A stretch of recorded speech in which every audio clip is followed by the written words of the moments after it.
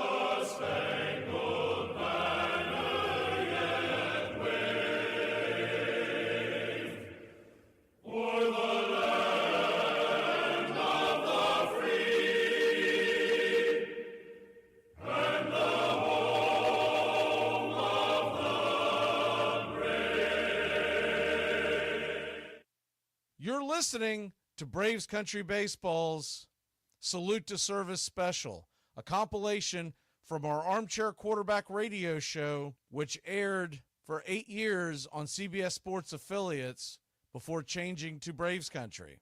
It's a compilation of shows that are going over some of our more famous athletes who served our country as well. And thank you for your service. Hope y'all enjoy from Armchair Quarterbacks Radio, Days Gone By.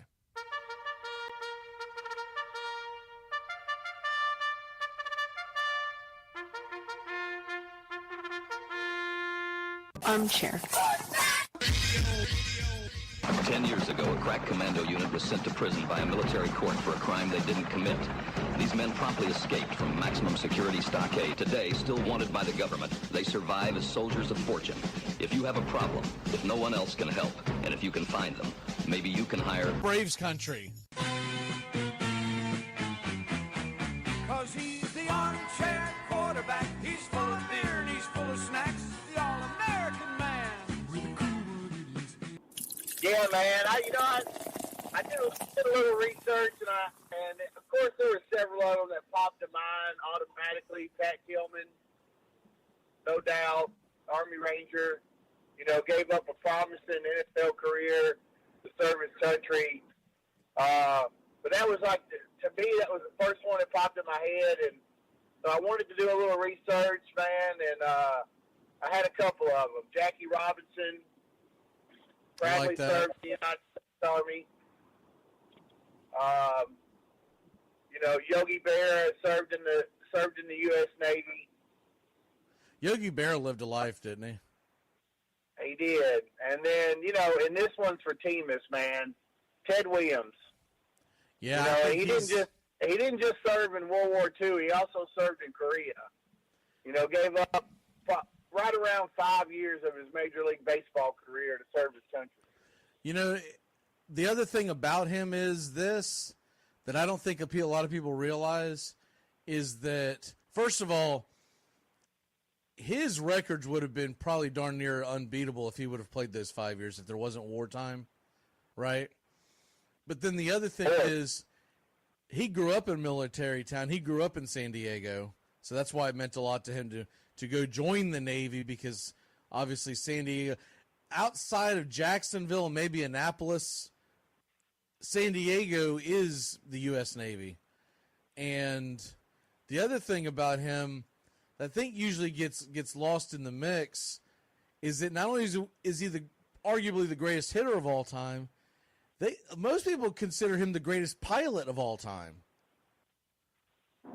His eyesight and reflexes just must have been off the charts when you consider he's up there as one of the greatest Navy pilots ever and one of the greatest hitters ever. And to me, that's what resonates, is the guy just had an unbelievable talent. They should have been cloning him. I know they tried to, and they did that weird thing. They froze his head or whatever. I don't know what that was about, but if they could have cloned folks back then, I mean, that's the guy you clone. Whether you're a Red Sox fan or not, man, I don't see anyone that has ever said anything bad about Ted Williams. I just think one of the coolest things about him is that they asked him as a young child, what did he want to be when he grew up? And he said, I want to be the guy that walks down the street and people point at him and say, that's the best damn hitter that's ever walked the earth. And he did it. I mean, to be that laser focused on something that early in his career. Yeah, laser focused, man. I mean, and everybody knows I'm no Red Sox fan, but I have a great deal of respect for his ability on the baseball field and for his service. Well, it's not his fault that he got picked by the wrong team, right? Yeah, it's totally not his fault, man. It's not like the Red Sox are a college and he chose to go there. Exactly. I've got my Mount Rushmore that I'm going to get into next hour, but some of the people that I think a lot of people don't know a lot about, I'm going to gloss them over real quickly. We've got other things we're going to get into. We're going to be doing this all day long. You remember Leon Spinks? That he's the only fighter ever to take the belt away from Ali. Okay? What a lot of people don't know about that guy is that he grew up in a rough area in St. Louis, Missouri. He joined the Marine Corps to get the heck out of there. When he got in the Marine Corps, they taught him how to box. I thought that was pretty... his service wasn't jaw-dropping like Ted Williams, but I thought that was some of the cool stuff. And one of the guys that is probably forgotten, but he played during our generation, is Chad Hennings. He was a linebacker for the Air Force Academy, and he went and served. He served 4 years, so he was over there in the first Desert Storm, right? He just got out of harm's way, but he came back to play for, I believe he played for the Cowboys and a couple other teams, and ended up with a good 7-8 year career. He's one of the ones we've always kind of glossed over. And one of the other ones that I'll just throw at you and we'll move on is he's not on my list, but he came really close to. It's a guy by the name of Hobie Baker, and he is the only athlete to be named in the College Football and Hockey Hall of Fame. He went to Princeton. He served in World War I. He was the commander of the 103rd Aero Squadron, and long story short, Baker was killed just a few weeks after the war while he was still in the military flying a test plane back. So I like to give respect to him. On Veterans Day, we do an entire show, and this year it'll obviously be a 3-hour show. We do an entire show of this. This is all we do. We do deep dives. Today it's Memorial Day, so it's we've got a lot going on, so we'll move along a little bit, but we like to give the salutes to everybody. And as my wife's running around in the background, I'm hoping she didn't hear about our whole plan for me to get the pork butt going. Yeah, sales at Ross. There's a sales at Ross. There's a sales at Ross. Buy none, get one free. I'm telling you, it was a deal. They would only take cash, so I don't have a receipt. Look at all the money I saved. All this stuff was 30-40% off.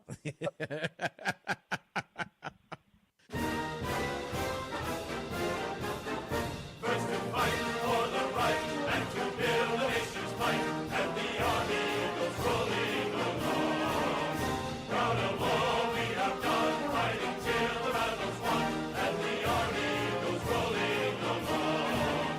And it's high, high, hey, the army's on its way. Round of the days on its run. For wherever we go, you will always know that the army goes rolling along.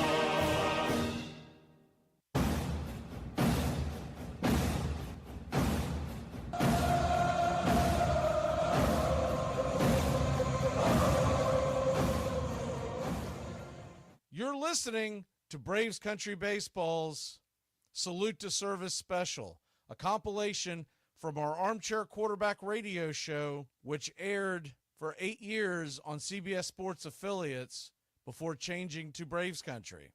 It's a compilation of shows that are going over some of our more famous athletes who served our country as well.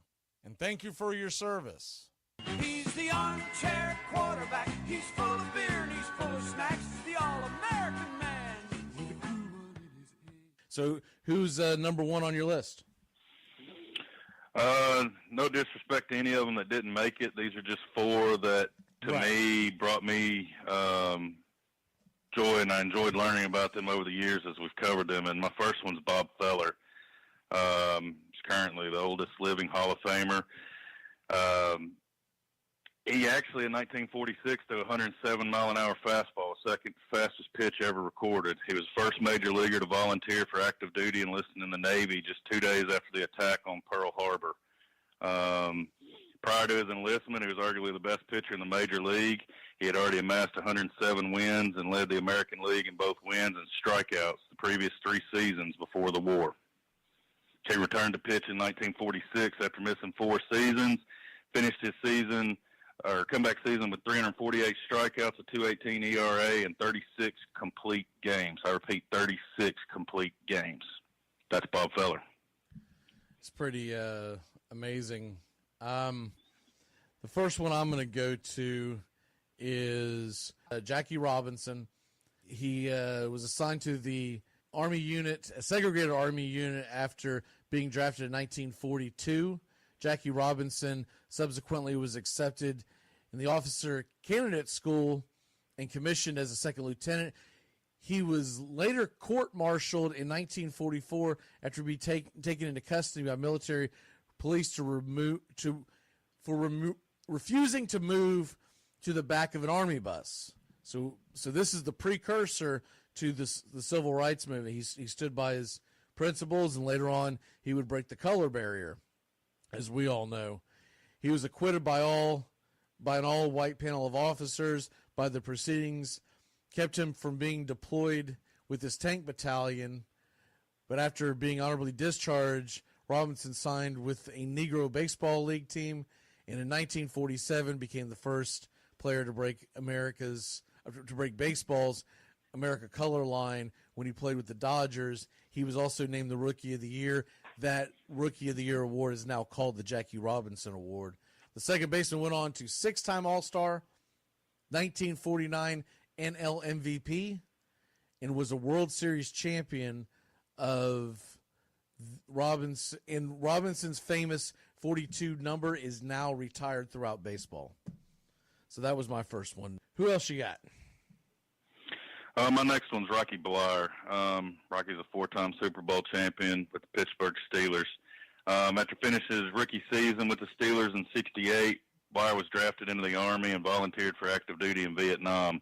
In '69, while on patrol, his platoon was ambushed, and he was hit in the leg with with a bullet, and a local or nearby grenade exploded and shot shrapnel into his leg.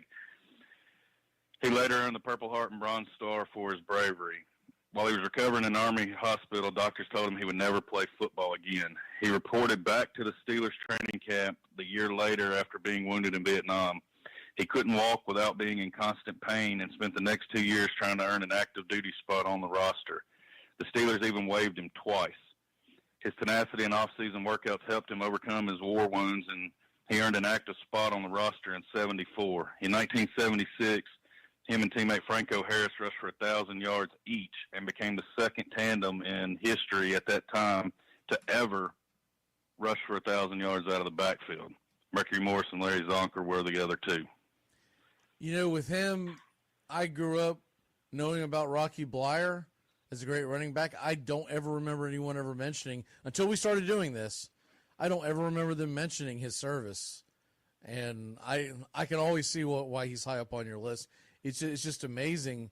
And maybe I was just oblivious because I was younger, or maybe it just wasn't well documented. I don't know. But until we started doing this, I didn't know this about a lot of the athletes.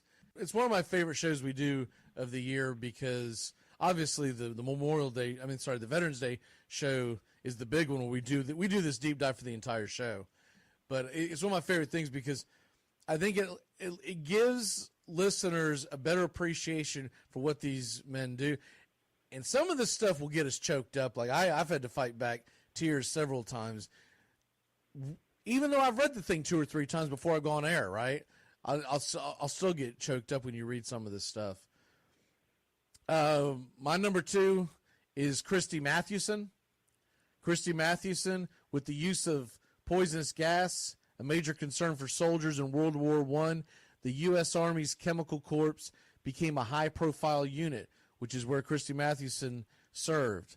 It was in this division that Mathewson served after his baseball career. In 1918, Mathewson enlisted and was sent to France, where he was accidentally gassed and developed tuberculosis. He died in 1925. Now, he had every intention of coming back and playing much longer. But when he came back, his evidently he had a hard time breathing, et cetera, et cetera. You can imagine what tuberculosis did. And back then, they didn't have all the regulations that they have in wartime like they do now. They had developed poisonous gas, and they were using on it. I mean, it was a terrible thing that the Germans were doing back then. But Christy Mathewson, no pun intended, took one for the U.S. team and got in there, but essentially gave his life. And I've always respected that because a lot of people also don't understand. Christy Mathewson is one of the greatest pitchers to ever play the game. Christy Mathewson finished with 373 wins, a 2.13 ERA, 2,500 strikeouts back in a time where strikeouts did not happen. By the time, the Nolan Ryans and the Roger Clemens came around and they're hitting all these strikeout marks, and you're like, man, they strike them out a lot better than they used to. It's not that they were throwing faster. The key to the game back then was not to get struck out. Everyone went out of their way to make contact with the baseball. You were embarrassed. I even remember when I was growing up, it used to be a thing, and now it's no longer, no one cares anymore. But you used to be embarrassed to have to walk back to the dugout after a strikeout. So he played for the New York Giants from 1900 to 1916, and then he played with the famed Cincinnati Red Stockings from 16 to 18. He was on that Cincinnati team that that beat the Chi Sox. He's two-time World Series champion, two-time Triple Crown winner, NL wins leader 4 times, 5-time NL ERA leader, and 5-time strikeout leader. He pitched 2 no-hitters. 373 wins, he probably would have had up around 425-ish if he hadn't have gotten poisoned. What's your number 3? My number 3 is just one of my favorite veterans to ever play the game, and that's Ted Williams. Teddy Ballgame, whatever you want to refer to him as, is arguably the greatest hitter in Major League Baseball history. He hit 406 in 1941, the last time anybody's ever hit over 400. Williams, a veteran of 2 branches of the military, the Navy and Marine Corps, and a veteran of 2 wars, World War II and the Korean War. World War II, he served as a Navy flight instructor and never saw active duty. During the Korean War, Williams threw 39 successful combat missions for the Marine Corps. On one such mission, his plane suffered anti-aircraft fire that crippled his electrical systems and hydraulics, but he managed to fly the damaged plane back to an air base close to the front lines. For this, he was awarded the Air Medal. He lost a total of 5 seasons to military service for his country. And then the rest of the world, we just speculate what could have been had he not. But I'm so thankful that Ted did serve, and for that, I salute him. Yeah, I think it's been well documented what Ted has done. I just don't think a lot of people have grasped what his numbers could have been, because that was right in the prime of his career both times. And absolutely, to think that, I mean, first of all, he would have been at least number 2 all time in home runs when he retired. Obviously, Hank Aaron passed later on down the road, but he most definitely would have beaten Willie Mays' numbers, and he might have beaten Babe Ruth. In fact, I was reading up on this yesterday, and he said that one of the things that touched him the most was that Babe Ruth made a comment to him very early in his career. Very early, Babe Ruth said to him, "You're one of the best I've ever seen. If anyone breaks my record, I hope it's you." And he said that he wore that as a badge of honor his entire career. That with Babe Ruth thought that I was one of the greatest ever. That had to have meant something, right? Just, man, a quote like that, just letting it all sink in. Yeah, Ghost talking to Ghost, and here you think about it. It was 100 years ago this coming fall that Babe Ruth was traded to the New York Yankees for no net. It's all about that Broadway show up there in Boston. I love poking Red Sox fans about that. My next one is Jack Loomis. After playing in 9 games for the New York Giants as a rookie defensive end, Jack Loomis enlisted in the Marine Corps in 1942, the first wave of troops to land on Iwo Jima in 1945 was his platoon. He remained on the island after the initial day to continue to battle the Japanese. Commanding Company E's 3rd Rifle Platoon march. On March 8th, Loomis was helped knock off 3 enemy strongholds despite suffering injuries from grenade shrapnel before being mortally wounded by a landmine while saving 2 others. Before dying, he famously told the field doctor, "Well, Doc, the New York Giants lost a hell of an end today." Loomis was awarded the Medal of Honor. What's your number 4? Well, my number 4 is I'm going to come full circle with Memorial Day and talk about the baddest dude on the planet, Mr. Pat Tillman. He was an enigma, and especially in today's age of prima donnas and athletes that are chasing dollars and fame, Pat turned that down. He actually did the unimaginable. After the September 11th terrorist attacks on the Twin Towers, Tillman turned down a multi-million-dollar contract with the Cardinals to enlist in the Army. Him and his brother, who was an aspiring baseball player, both became Army Rangers and went down to Fort Benning, Georgia. They did multiple tours of combat in Iraq and Afghanistan. Tragically, Tillman was killed over in Afghanistan and paid the ultimate price, and that is what we need to keep in mind this Memorial Day is these guys and their sacrifices and what they've done for our country. And Pat Tillman, I thank you, man. Thank you. Yeah, I think he's probably one of the most talked about ones. When we do Veterans Day, we have people send theirs in as well. And Pat Tillman's usually the number 1 for obvious reasons. It's this generation. It is, and that's the reason my list is the way it was. I didn't want to memorialize anyone but for Tillman. Man, just the unselfishness in an individual for anybody that signs up for that kind of duty, but to be in the walk of life that he was in and the situations and the income and to just put it all aside and do what he felt was necessary. Well, if you think about it, he did what Ted Williams did. And a lot of them did in World War II. World War II was commonplace. When Tillman did it, everyone was like, what are you, nuts? Because this has become a me, me, me society. Pat Tillman put his country first. Amen. If Pat Tillman would have done that in the 1940s, nothing would have been thought of it because several guys did it, right? Yeah, it's true. It wouldn't have even been talked about as much. I mean, obviously, just like Loomis, it would have been brought up and we would still talk about it, but it wouldn't have been as big a deal. Bob Kalsu is my last one. He's the only professional football player to lose his life in the Vietnam War.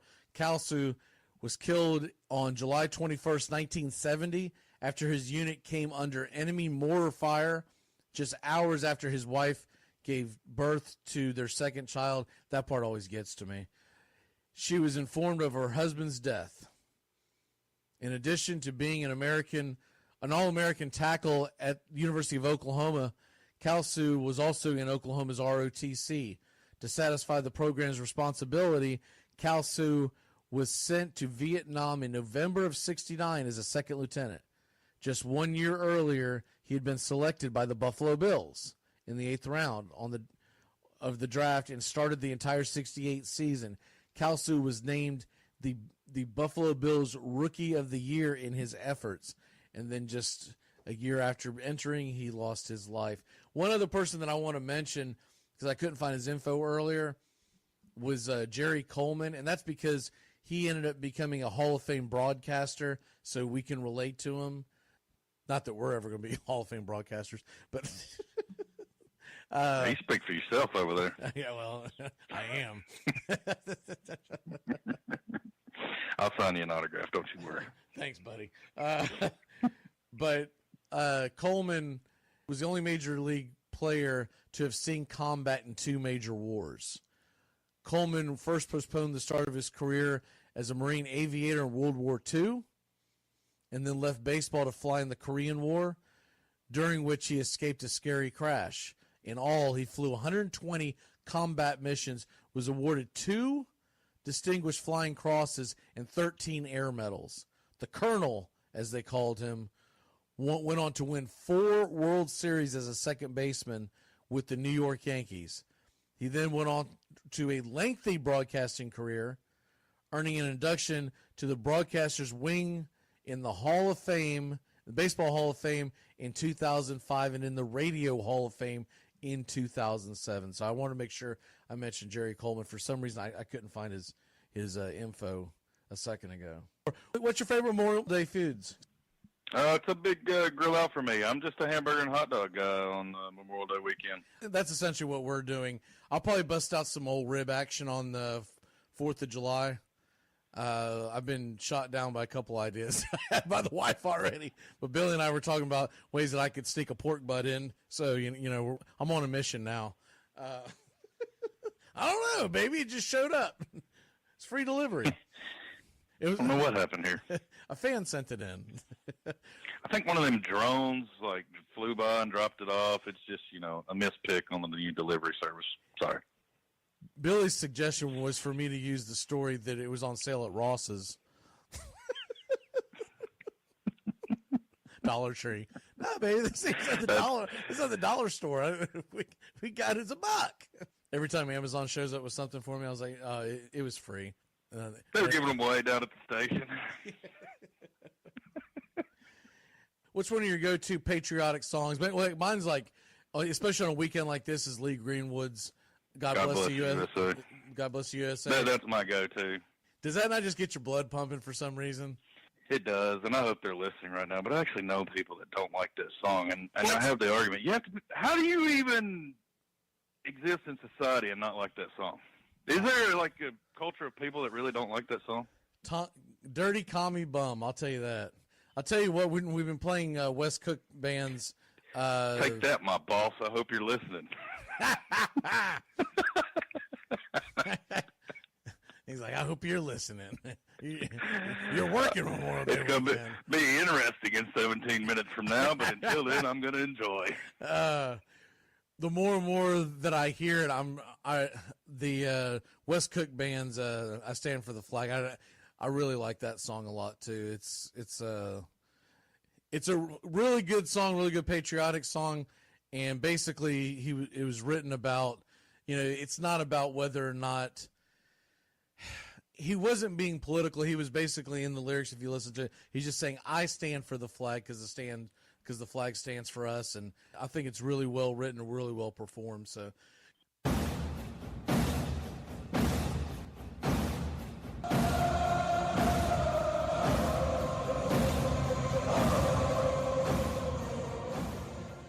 You're listening to Braves Country Baseball's Salute to Service Special, a compilation from our Armchair Quarterback radio show, which aired for 8 years on CBS Sports affiliates before changing to Braves Country. It's a compilation of shows that are going over some of our more famous athletes who served our country as well. Happy Memorial Day to everyone out there, and thank you for your service.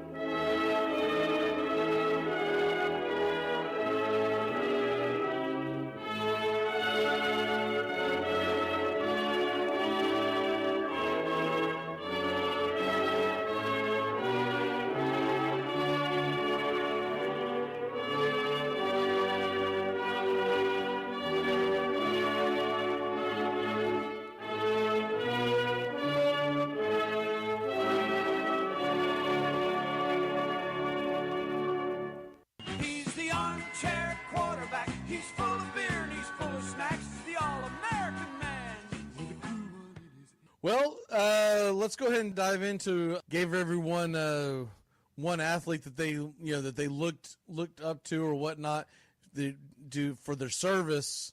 What athlete did you choose today? And I didn't listen to the first two rounds, but fine. Pat Tillman's probably got to be one of the top ones. Even if you're saying someone that someone else has already said, we've got votes going on all of our social media platforms, and he's blowing everyone away right now. For obvious reasons. Yes, it's a cool scene. Just doing what he did, just after 9/11 and all that. Just wanted to give back to his country. So, I can't argue with that. What Justin and I talked about was that if he would have done that in the 1940s, it would not have been looked upon as that great of a deal because they all did it.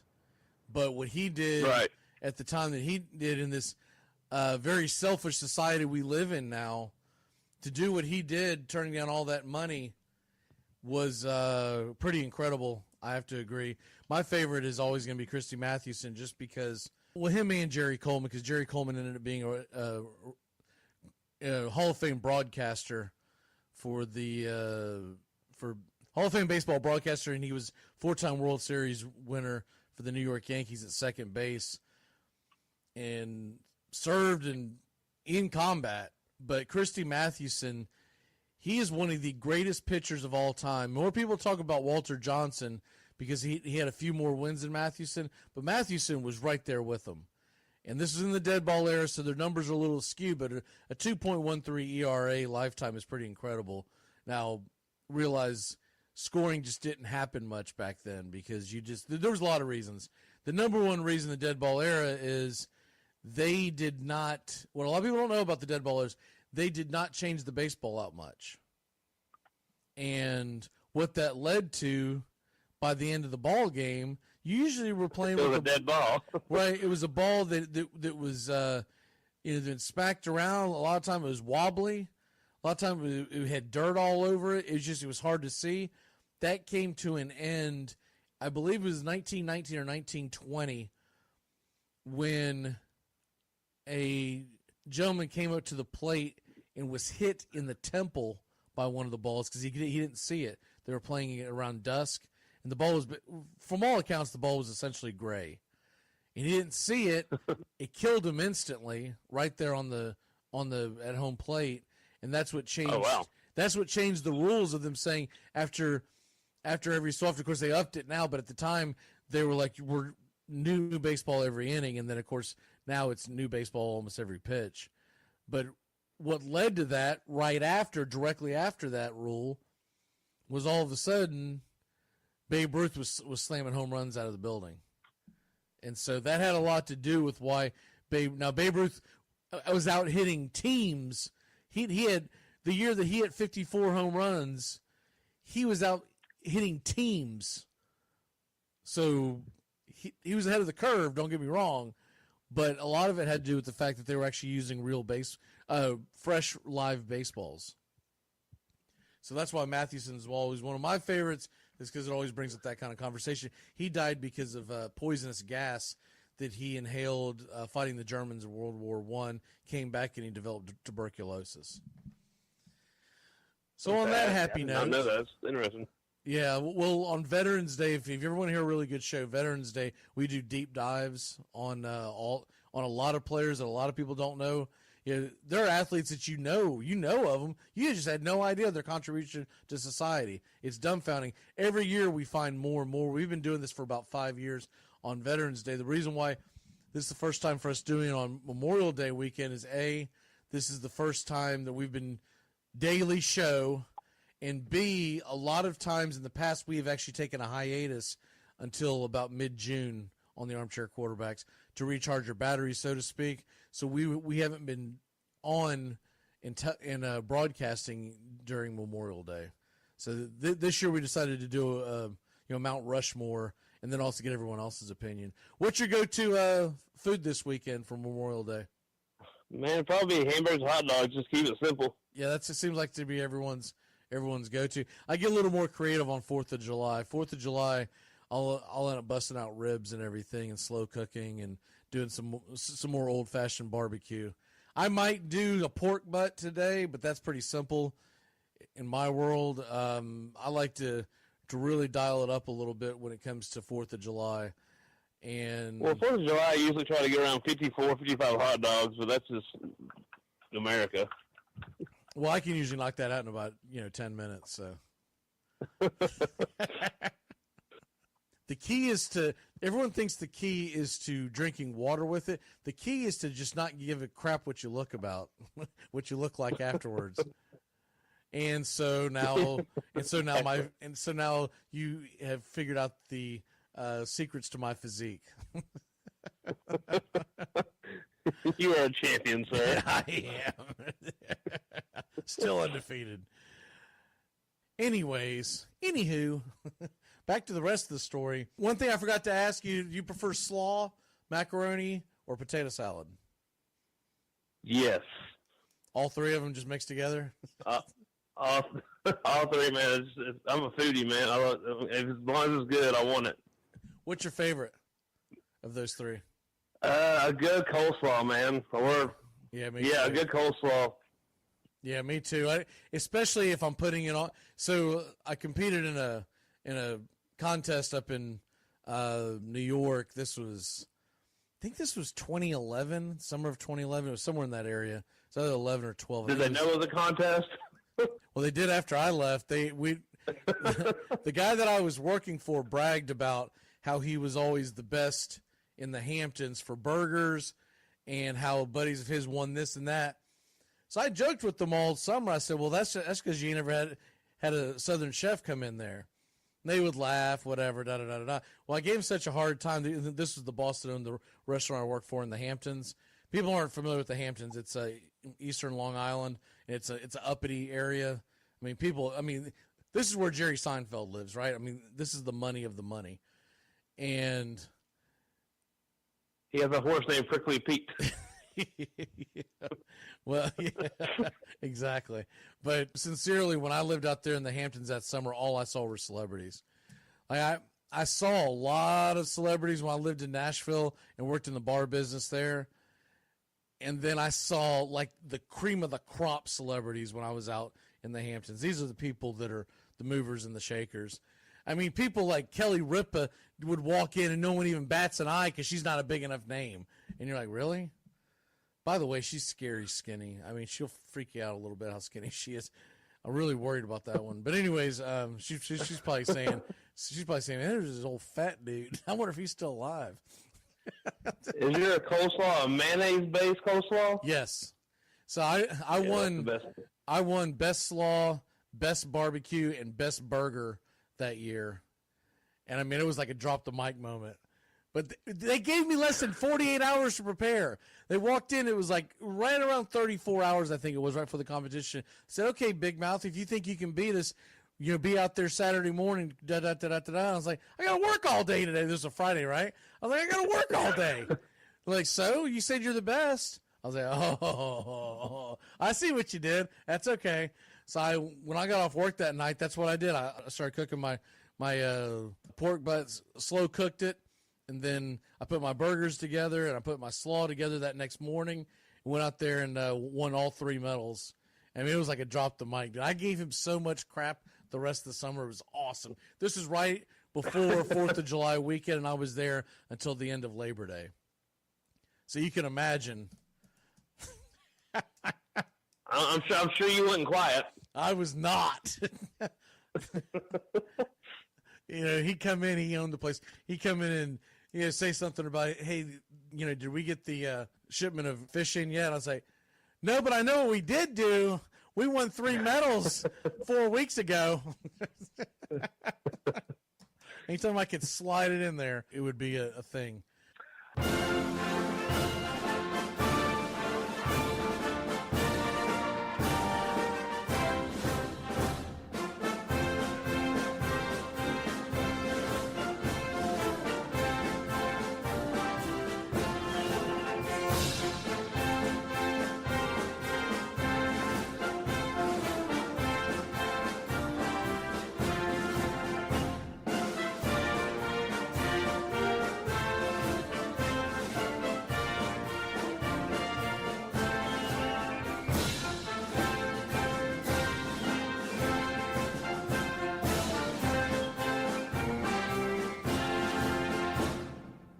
I just, with Memorial Day and being on a sports show, I just wanted to give a shout out to a great player who died in Vietnam in 1970. His name was Bob Katsu. He was Rookie of the Year for the Buffalo Bills back in 1969. His brother went to Vietnam, and he joined him.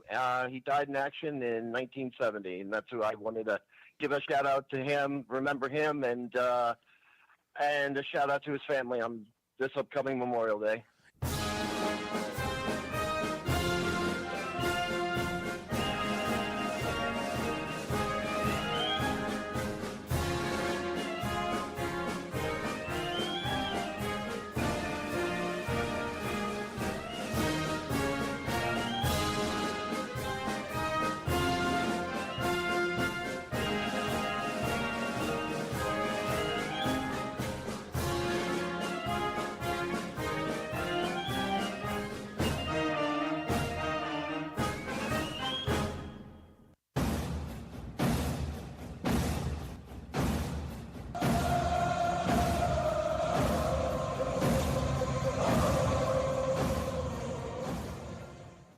listening to Braves Country Baseball's Salute to Service Special, a compilation from our Armchair Quarterback radio show, which aired for 8 years on CBS Sports affiliates before changing to Braves Country. It's a compilation of shows that are going over some of our more famous athletes who served our country as well. And thank you for your service. He's the armchair quarterback. He's full of beer and he's full of snacks. He's the all-American man. Hello, welcome to the Armchair Quarterbacks. This is our Veterans Day special. Because he's the armchair quarterback. He's full of beer and he's full of snacks. He's the all-American man. Hi, I'm Mac McGee sitting alongside Justin Waller, and we are the Armchair Quarterbacks. We are doing a very special edition of the Armchair Quarterbacks tonight. We are going to do a special Veterans Day edition, and what that means is we're going to dive into several athletes that you may or may not know their background that have served for our great country. So crack yourself a cold one, pull up a chair, kick up your feet. This isn't about deciding who's going to win or lose this weekend. This is about respecting our veterans. Give a special thanks to all the veterans, the ones that are currently in harm's way, the ones that are enlisted, anyone that has served, any veterans of foreign war, everybody that has ever put on a United States military uniform. Welcoming on to the show is Justin Waller. Justin, how are you?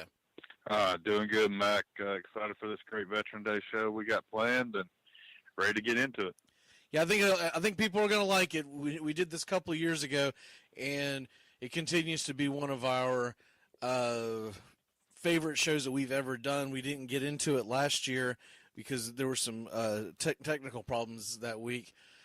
But it's back, and we're trying to make this an annual event, and I think you're going to like what we have in store for you.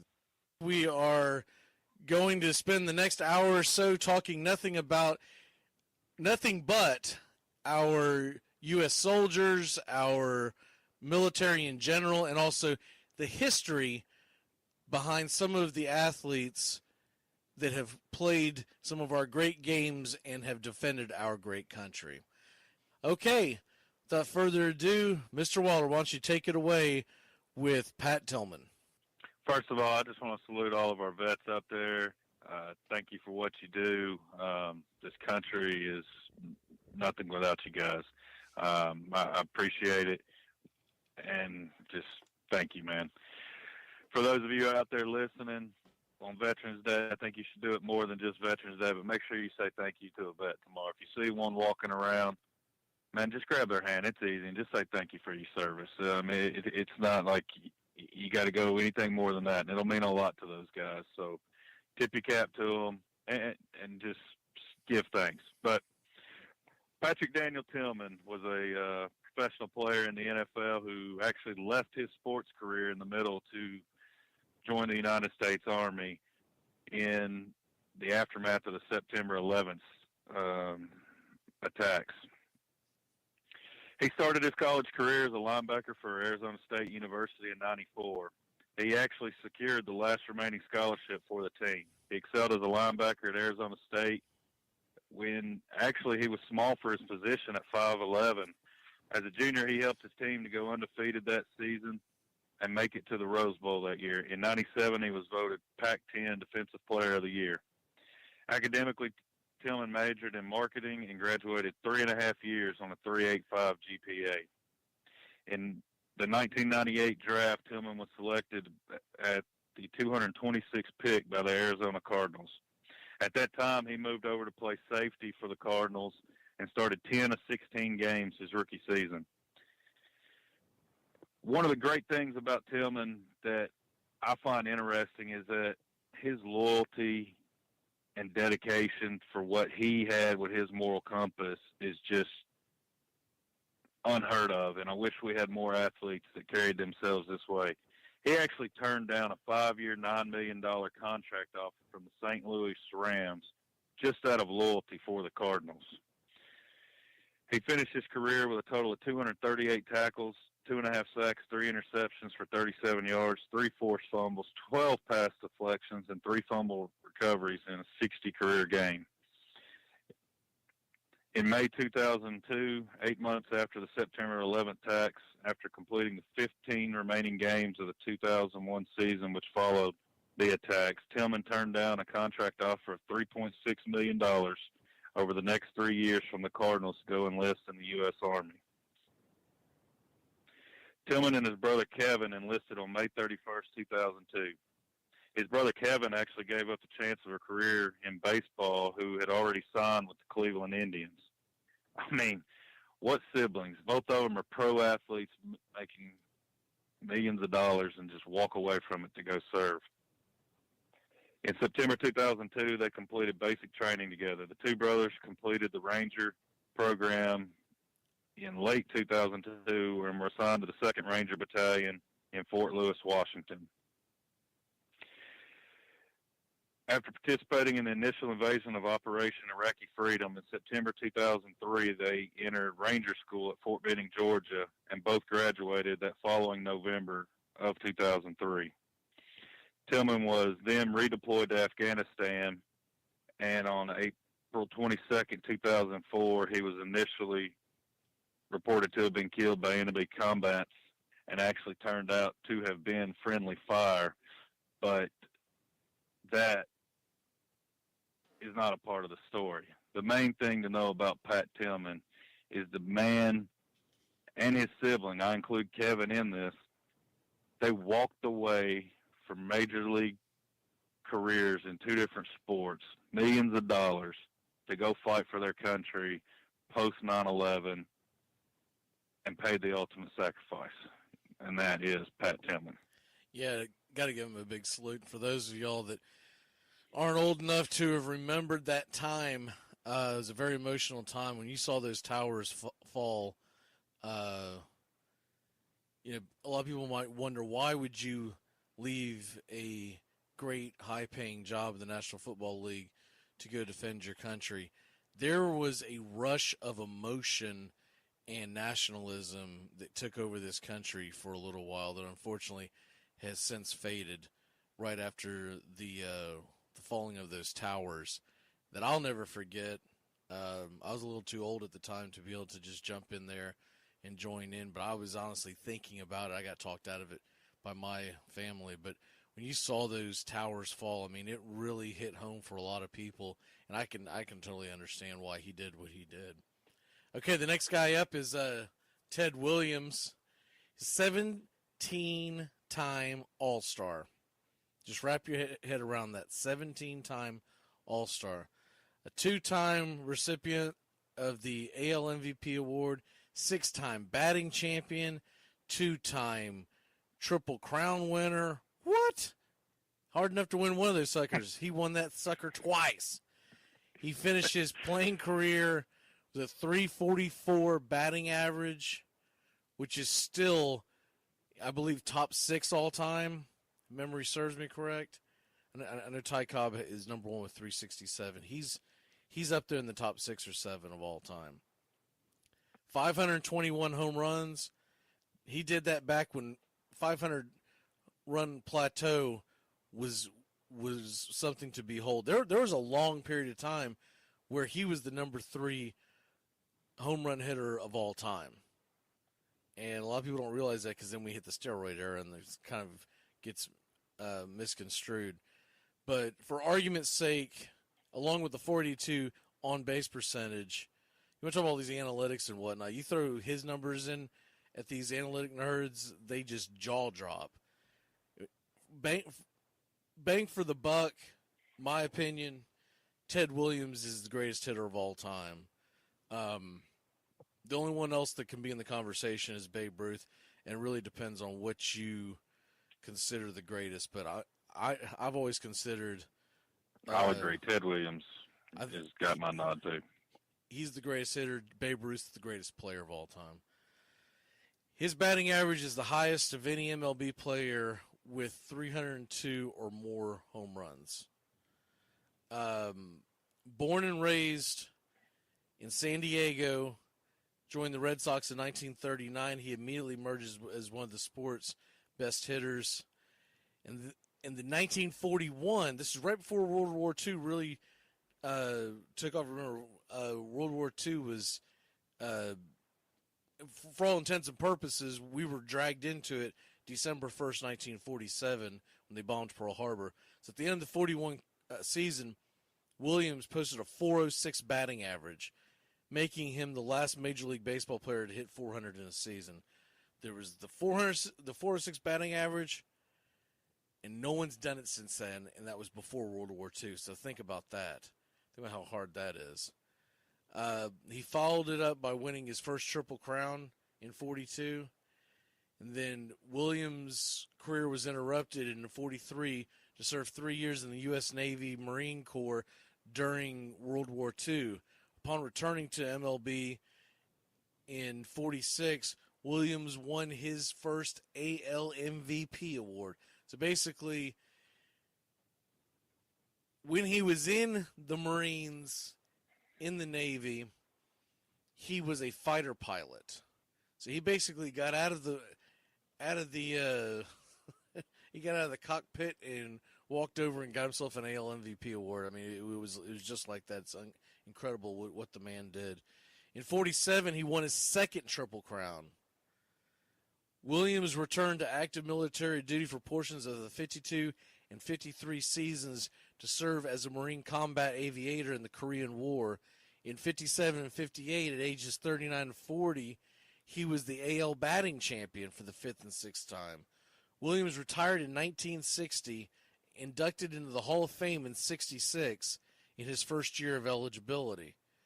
Williams managed the Senators and Rangers franchise from 69 to 72, and after that became one avid fisherman and pretty much did that for the rest of his life. In 1991, George H.W. Bush presented Williams with the Presidential Medal of Freedom, the highest civilian award bestowed by the U.S. government. He was selected for the Major League Baseball all-time team in 97 and the MLB all-century team in 99. And let me tell you something. When they came out on the field in 99 for the all-century team, now this was the best of the best that were still living. Both current players and then, of course, retired players. Everybody circled the wheelchair of Ted Williams. That's how you know you're not just a good player. You're not just a great player. You're not an all-timer. You're not a legend. Ted Williams was a god. I mean, that's all there is to it. And when your peers are all in awe of you, that tells you something that you're doing something right. The U.S. Navy and Marine Corps in 42, Williams was drafted into the military, being put into Class 1A. A friend of Williams suggested that Williams see the advisor for the Governor's Selective Service Appeal agent, since Williams was the sole support of his mother, arguing that Williams should not have been placed in Class 1A, and said Williams should be reclassified to 3A. The attorney took the case to the appeals board and rejected the case. Angry, the attorney took the case to the president's board. Williams was reclassified to 3A 10 days later. Afterwards, the public reaction was extremely negative. Quaker Oats stopped sponsoring Williams, and Williams, who was previously had eaten Quaker Oats products all time since. Sorry, something doesn't make sense here. Anyways, despite the trouble with the draft board, Williams had a new salary of $30,000 in 1942. Williams won the Triple Crown with a .356 batting average, 36 home runs, 137 RBIs. He was the third Red Sox player to hit 100 home runs with the team, following his teammates Jimmy Fox and Joe Cronin. Despite winning the Triple Crown, Williams came in second in the MVP voting, losing to Joe Gordon of the Yankees. Williams felt that he should have gotten a little more consideration. I mean, that's a little ridiculous. You win the Triple Crown and you don't get the MVP. Tell me there's not a Yankee bias out there somewhere. I mean, come on.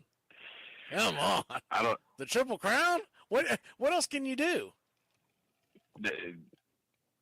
Pitch perfect games, I guess. I don't know that you can add to that. You win the Triple Crown, you should be MVP. Yeah, and I don't want to hear about how, because back then only 2 teams made the playoffs anyway. So you can't say, well, this team to make the playoffs, because that's a ridiculous statement in itself. And if you win the Triple Crown, I don't care if your team didn't win a single freaking game. You're still the MVP. Not your fault. You go out there and rake over 300, hit freaking 40 bombs, and I'm guessing around, what was it, the 140 mark in RBIs. That's not your fault. But anyways, to wrap this up with Ted Williams, the biggest thing that I always remember about Ted Williams is he said that when he was growing up, what motivated him was, since he was, I think he said 8 years old was the first time that it motivated him, is that he wanted people to be able to walk down the street and point at him and go, there's Ted Williams, the best damn hitter that ever lived. And I'm pretty sure he accomplished that goal. If he's not the best, he's right there. There's only a few that you could even argue. But top to bottom, average, power, everything. And the guy lost 5 of his peak seasons of his career to WAR. There's no telling what kind of numbers he would have put up. I guarantee you his home run number would have creeped up very, very close to Babe Ruth. Because you're talking about, he finished with 521. Ruth was just under 200. And that was right in the heart of his career. He was hitting 35 to 40 home runs. I mean, you do the math, he would have been right there. 5 years. Oh, them 5. 5 years at 40 home runs. I mean, that's 200 more home runs right there. I mean, that's right there at the 714 mark. I mean, he still has records that people would be chasing, but if he played those 5 years, he might have some uncatchable records. Like Cal Ripken's streak kind of record. You're not touching that for a very, very, very, very long time, if it ever gets touched. And considering, you're big time when, like I was talking about before, when the greats of the greats are surrounding you. I mean, we're talking about, I remember it was, I distinctly remember it was McGuire and Sosa and Jeter, and they were all surrounding his wheelchair, and they were all talking to him. And he always had this question that he would ask hitters. I heard this the other day, and he would ask him, do you ever smell the wood burn?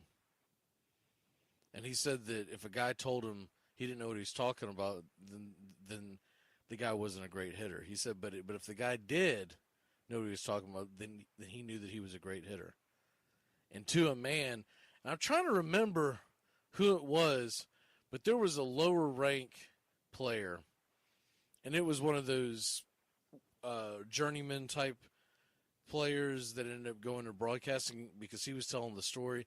And so anyways, it was Ted Williams, Tony Gwynn. There was a third great hitter, and I want to say, I may not be doing this story justice, but I want to say it was McGuire. And the three of them, plus this guy who was interviewing them, they were all talking, and he brought that up. Do you ever smell the wood burn? And the guy said, I don't ever smell the wood burn. And Williams looked at the other guys and said, yeah, he wouldn't.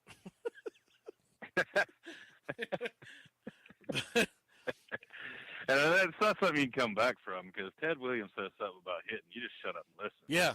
I mean, you don't come back from that one.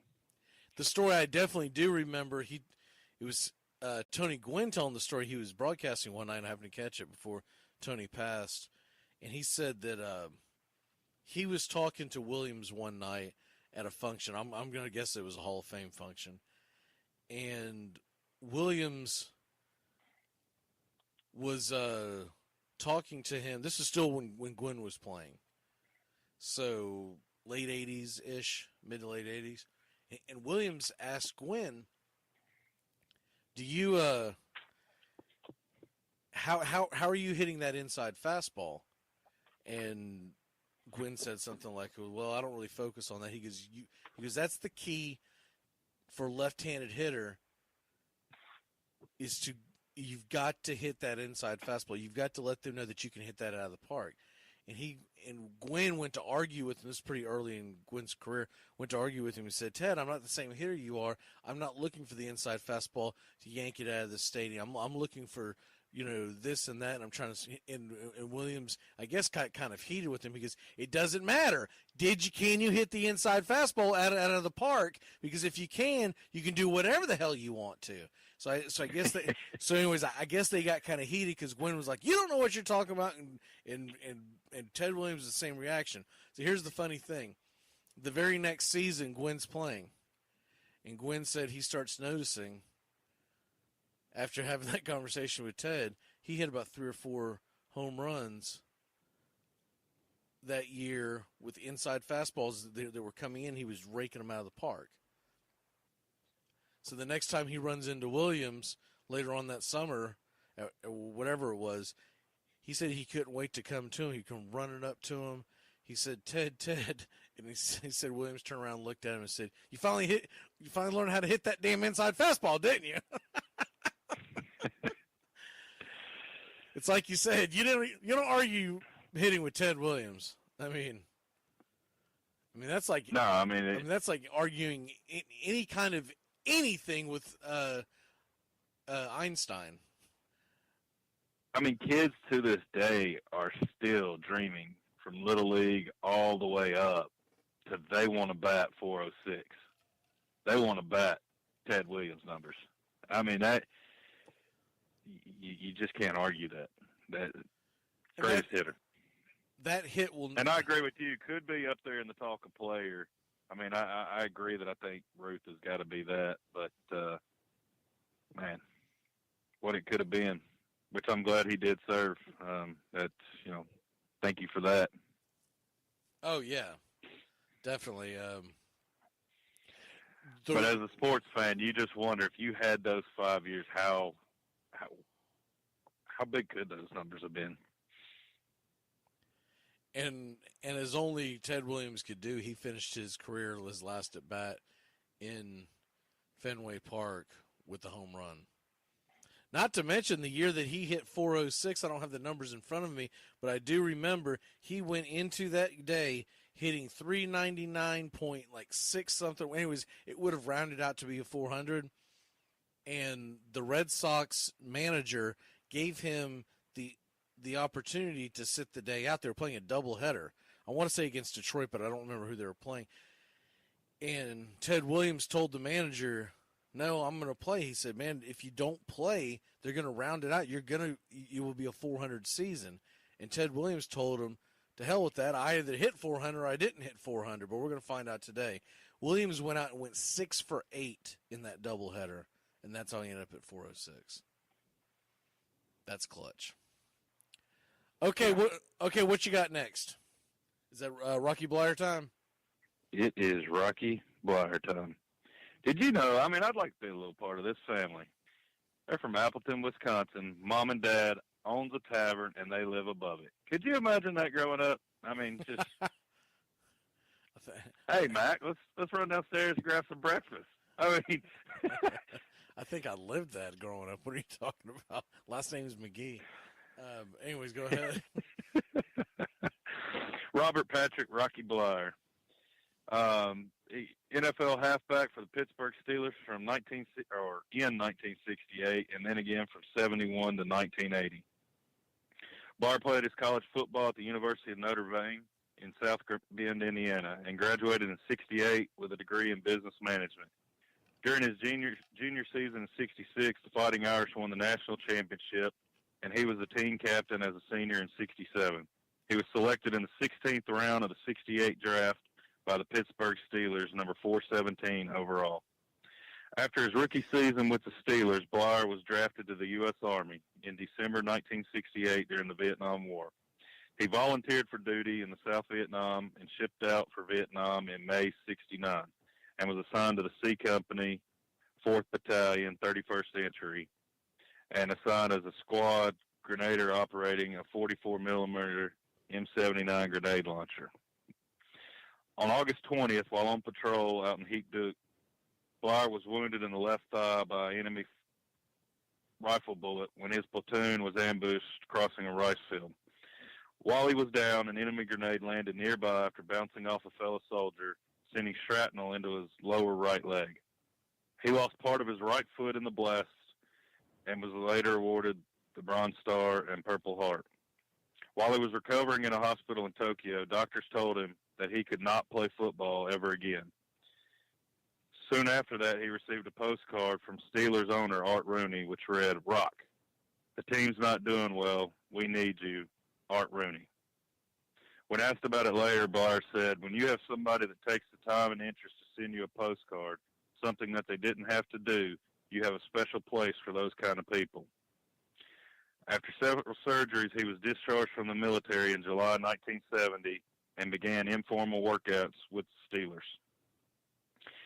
He rejoined them in camp in 1970. Upon his return, he couldn't walk without being in pain and only weighed 180 pounds.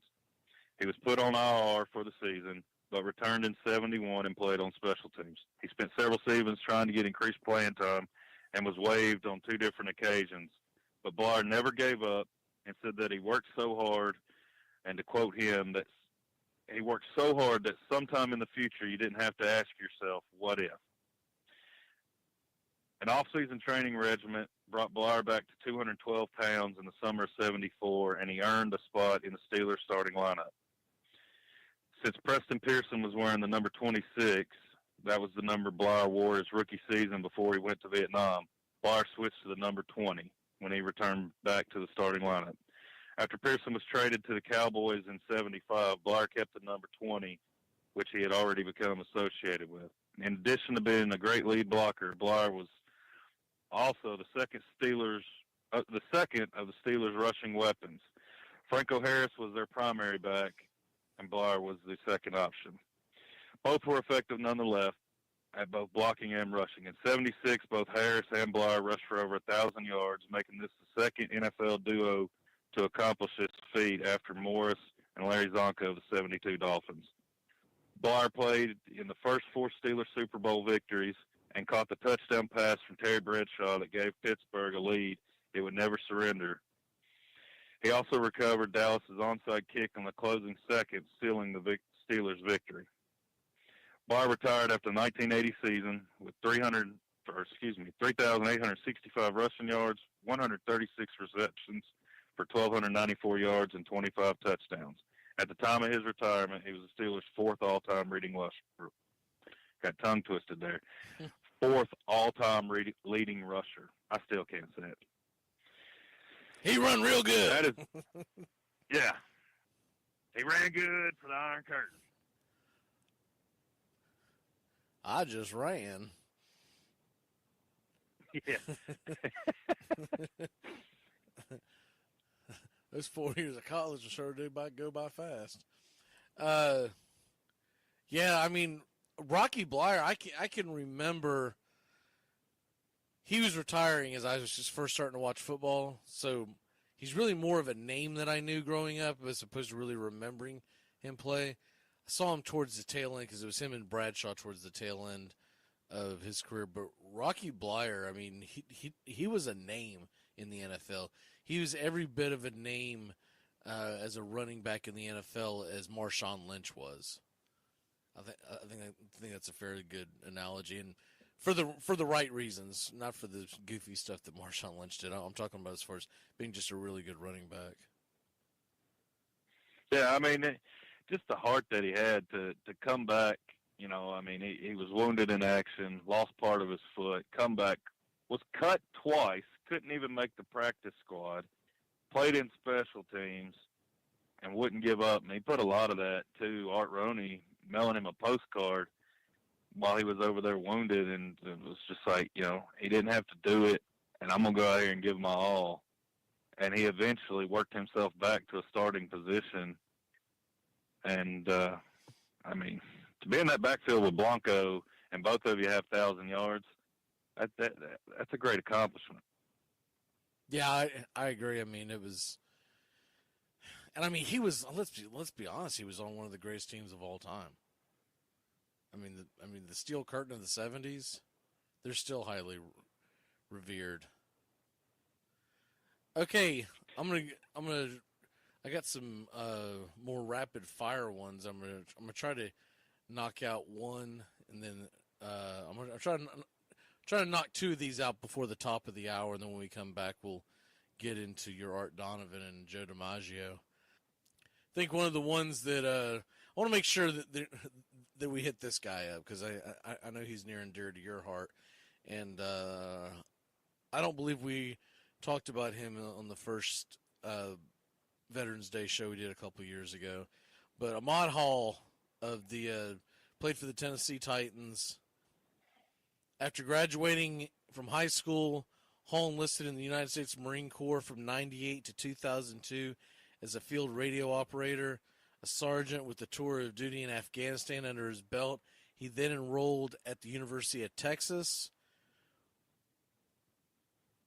Once his time in the military ended, he walked onto the Texas football team as a fullback and was on the national championship team when Texas beat Southern Cal, the famous Vince Young team.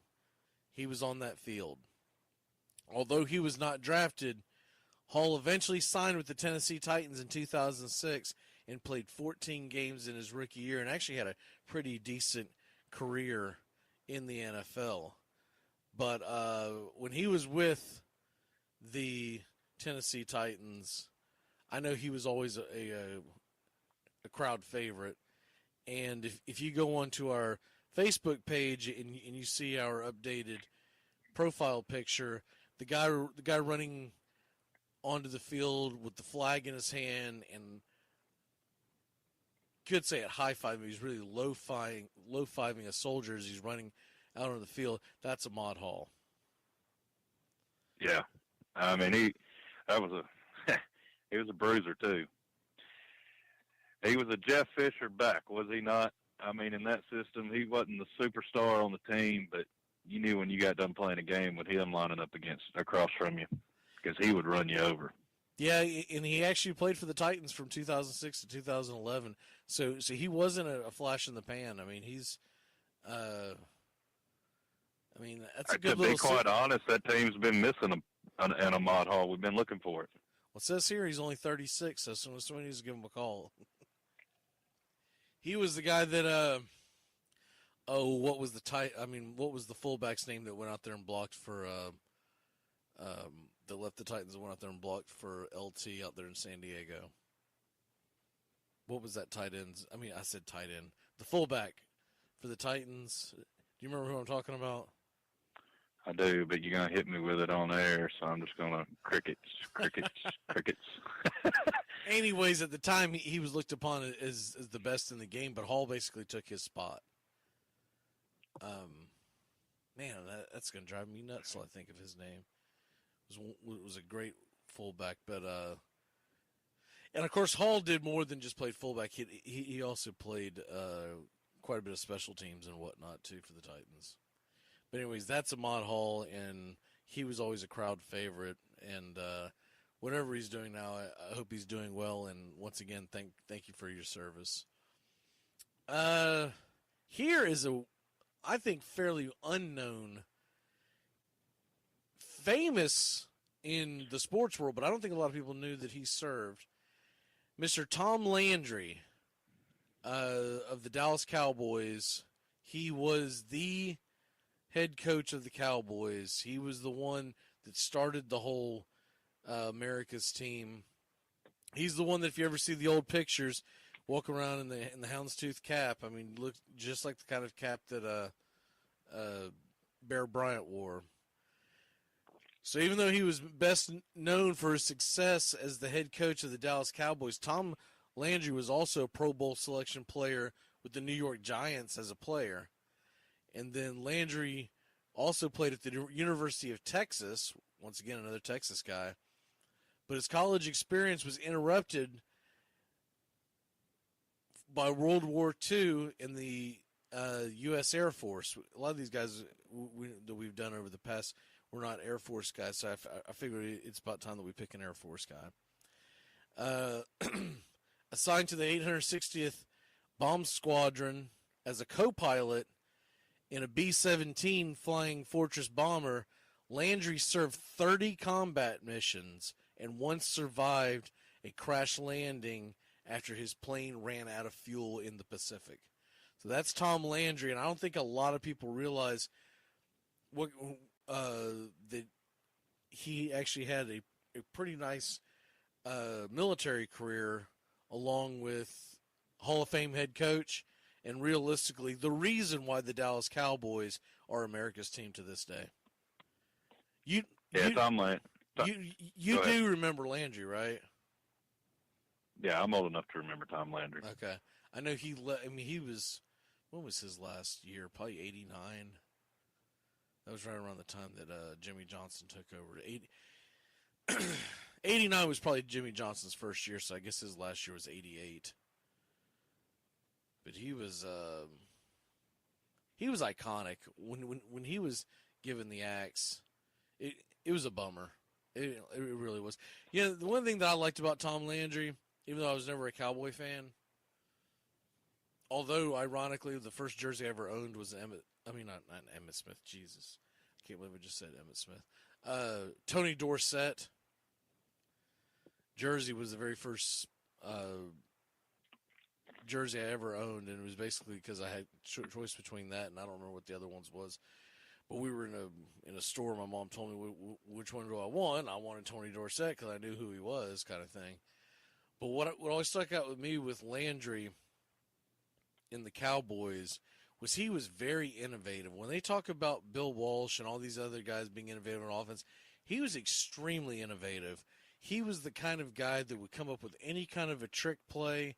He was he was the king of the flea flickers and the reverses and the hook and laterals and all that stuff. Tom Landry's Dallas Cowboy teams were fun to watch. So not only did they win, they were exciting, and I think that's why they became America's team. He was playing chess when everybody else was playing checkers. That's the kind of coach he was. I mean, he could beat you with a game plan and execute it. And he had a way to get that across to his players. Because, I mean, anybody can draw those plays up, but to know when to play them, when to use them, and to be able to have your players execute them, the man was playing chess. And that was Landry. You know, now that we're sitting here talking about it, life's come full circle. I think I'm going to have to go out and find me an old Tony Dorsett jersey. Hey, man, I still rock the old Merino jersey. I catch heck for it, too, because it's the old three-quarter length sleeve. Yeah, I mean, the way jerseys used to be. So, yeah, I'm all in it. Go get you that old school jersey. Oh, yeah, I still have my Merino old school jersey. You know what kind of old school jersey I have in Merino? They didn't make these for very long, but, man, I wish they would because they were really killer. I have the reversible jerseys of the damn Merino. And they did not make those for very long, but, man, I'll tell you what, not only are they comfortable, because, first of all, they're warm because they're double knitted, right? You know? But I love that thing, and I wear it every single fantasy draft day.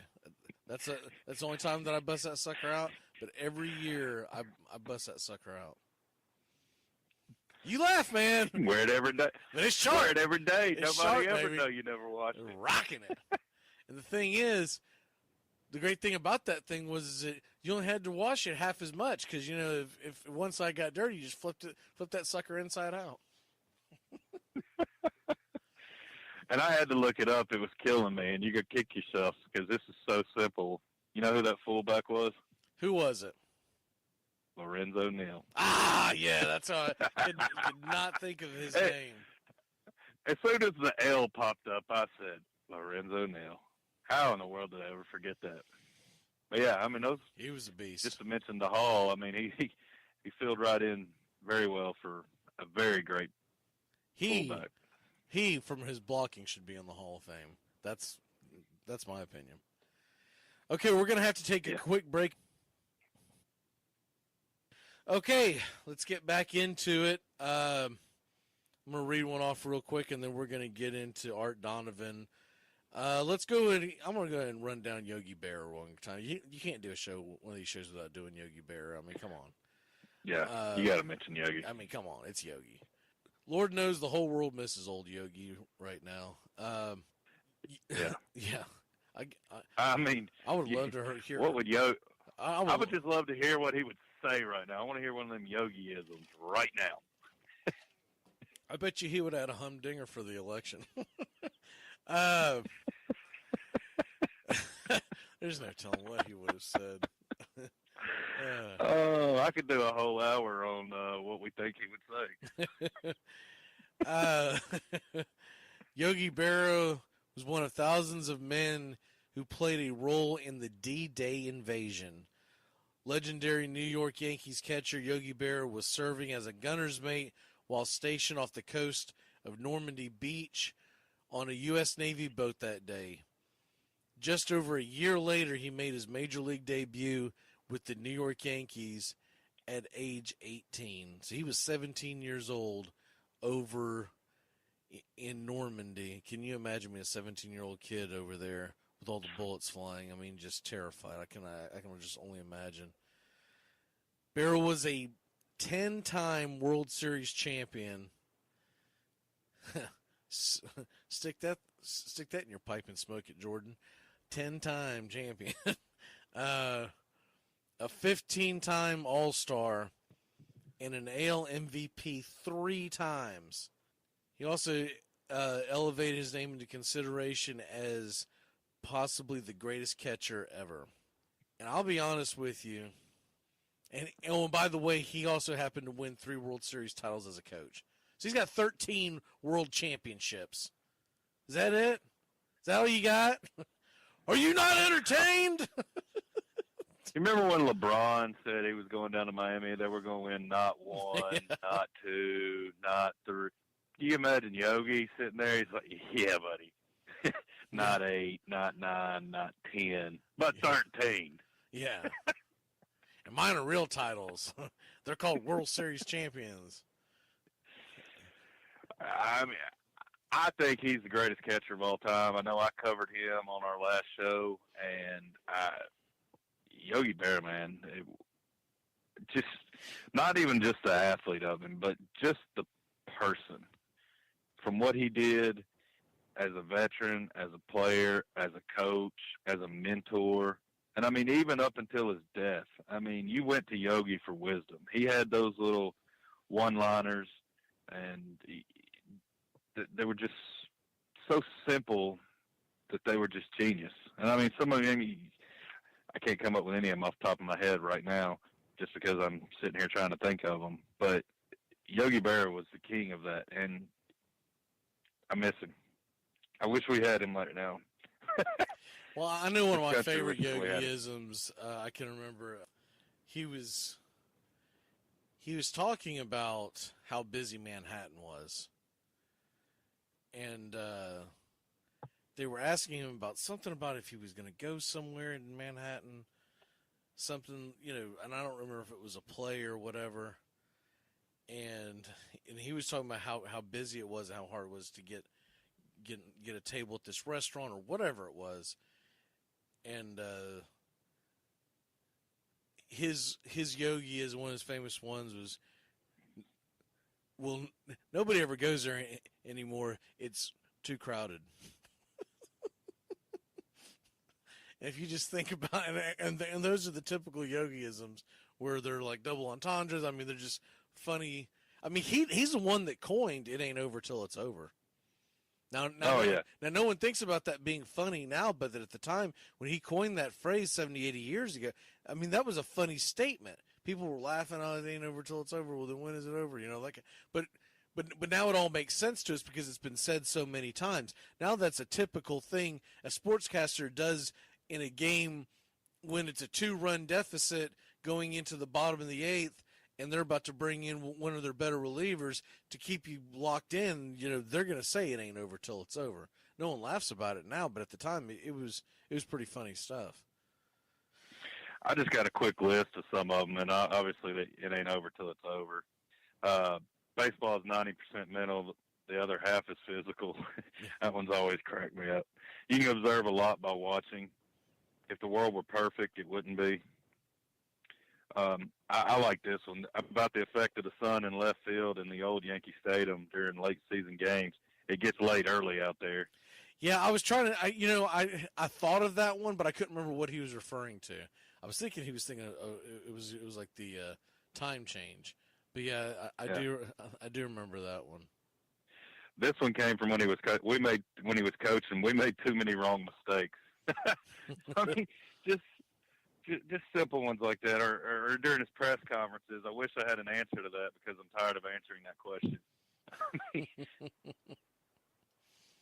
Yeah. Oh, Yogi Berra. Gotta love him.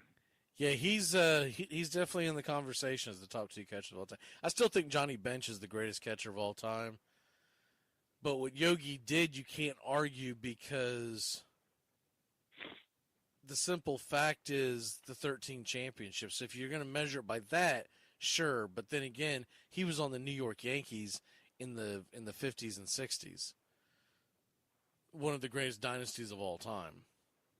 I mean, he was playing with Joe DiMaggio, Mickey Mantle, Whitey Ford. That helps. Yeah. That doesn't suck. I'll take either one of them in an argument. At least that's who the argument has to be. I mean, I'll listen to either side of that argument. Bench was a great player in his own right. I think that's an understatement.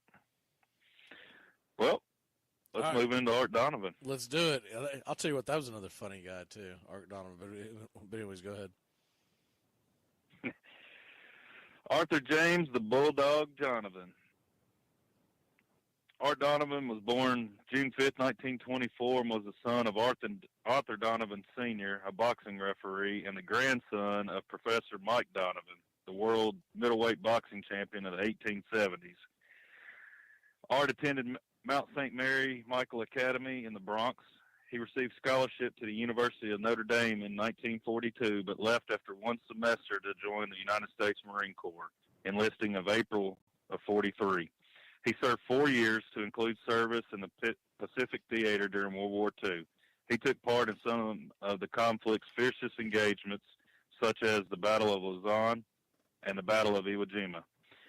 He also served as an ammo loader on a 40-millimeter gun on the aircraft carrier USS San Jacinto, and as a member of the 3rd Marine Division.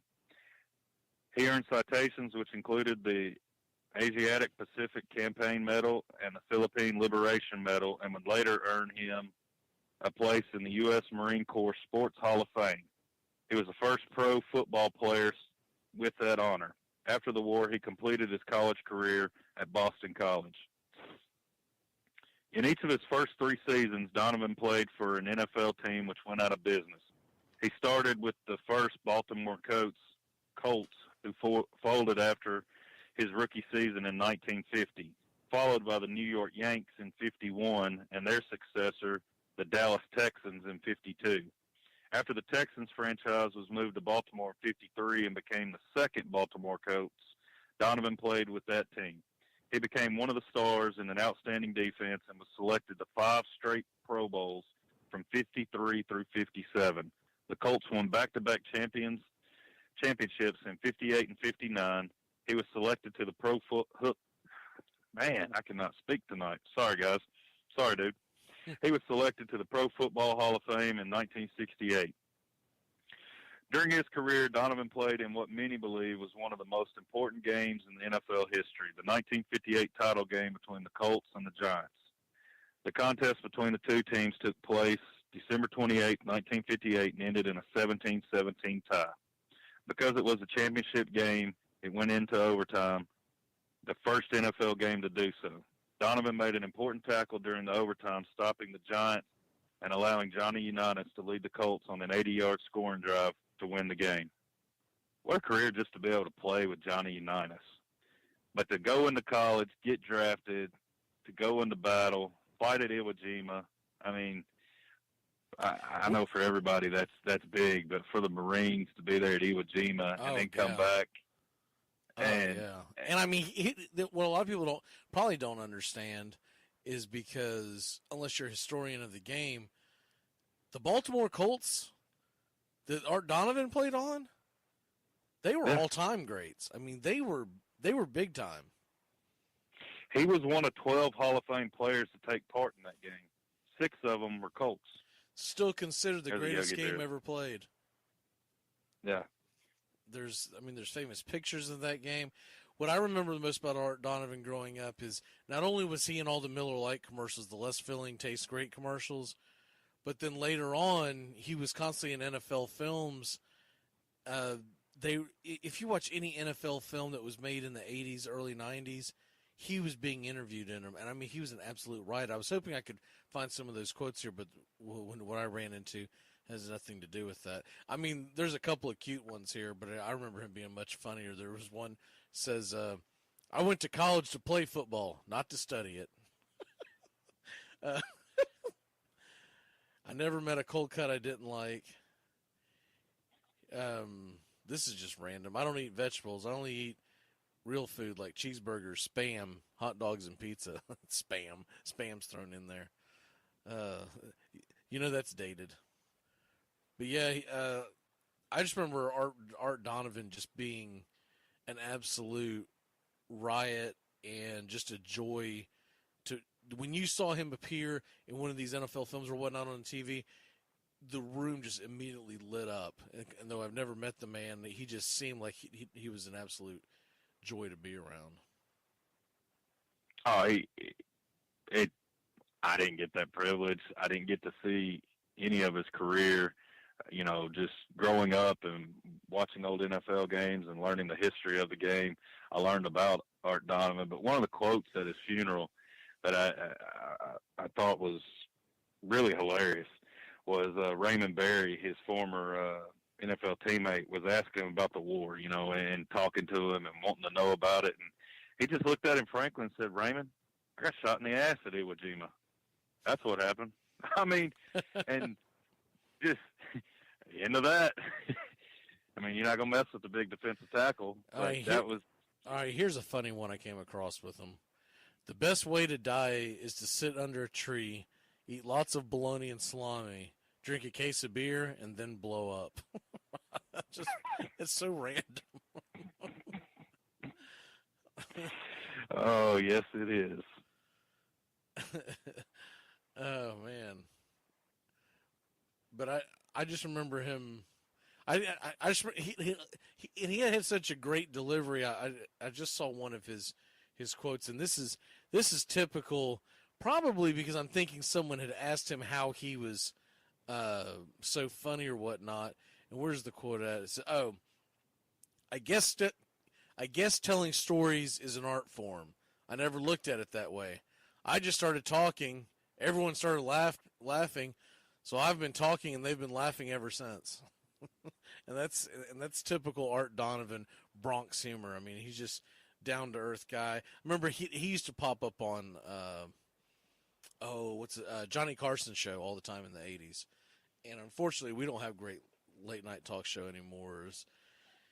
Late night talk shows anymore. We're stuck with what we have now. Those guys can't hold a candle to what Johnny Carson was doing. And then, of course, Dave Letterman has also retired. But Art Donovan, man, when you saw him pop up on Johnny Carson's show, you would stay up late just to watch him. Because he wouldn't even be talking about football. He would be talking about everything else under the sun. But he would just be a riot. And he would have Johnny Carson over there in stitches just leaning up underneath his desk because he was laughing so hard. But anyways, let's get into a few more of these before we have to switch gears. Here's one right here. Roberto Clemente competed in winter ball from 58 to 59. Clemente decided to choose a different path. He joined the United States Marine Corps Reserves. In addition to playing major leagues, Clemente also continued his reserve service until 1964. The outfielder had an 18-year professional baseball career, winning 2 World Series, 12 Gold Gloves, 12 All-Star selections. A lot of people still consider him one of the greatest players of all time. Clemente's plane went down in Nicaragua while he was doing a humanitarian mission in 1972, delivering aids to earthquake victims. The 5-year waiting period was waived for Clemente, and he was elected into the Hall of Fame the very next year. So if you're not familiar with who Roberto Clemente is, you might want to do a little more reading on him because he is an all-timer. Here's another one we got here. Bob Feller. Just 2 days after Pearl Harbor was attacked, the Cleveland Indians pitcher Bob Feller became the first Major League Baseball player to volunteer for active duty in World War II. Just 2 days. I realized at the time Bob Feller was Clayton Kershaw. After spending 4 years dedicated to the war effort, anti-gun craft captain on the battleship USS Alabama, famous warship, and earning 5 campaign ribbons and 8 battle stars, he returned to baseball. When he retired in 56, after an 18-year professional career, Feller was a World Series champion. Remember, he was on the last Cleveland Indian World Series championship team. An 8-time All-Star, and had earned the baseball's Triple Crown. He won 266 games and struck out 2,600 batters, pitched 3 no-hitters in his career. In 1962, Bob Feller was inducted into the Major League Baseball Hall of Fame. Tell us about Joe DiMaggio. Man, where do you want me to start with Joe? Here we go. 13-time All-Star, 9 times World Series champion, 3-time AL MVP, 2-time AL batting champion, 2-time AL home run leader, 2-time AL RBI leader, MLB record 56-game hitting streak, MLB All-Century team. Joseph Paul Joe DiMaggio, nicknamed Joltin' Joe and the Yankee Clipper. He played his entire 13-year career for the New York Yankees and is perhaps best known for his 56-game hitting streak. DiMaggio was a 3-time MVP winner and an All-Star in each of his 13 seasons. At the time of his retirement, he ranked 5th in career home runs, 361, and 6th in career slugging percentage at 579. He was inducted into the Hall of Fame in 1955 and was voted the sport's greatest living player in a poll taken during the baseball centennial year of 69.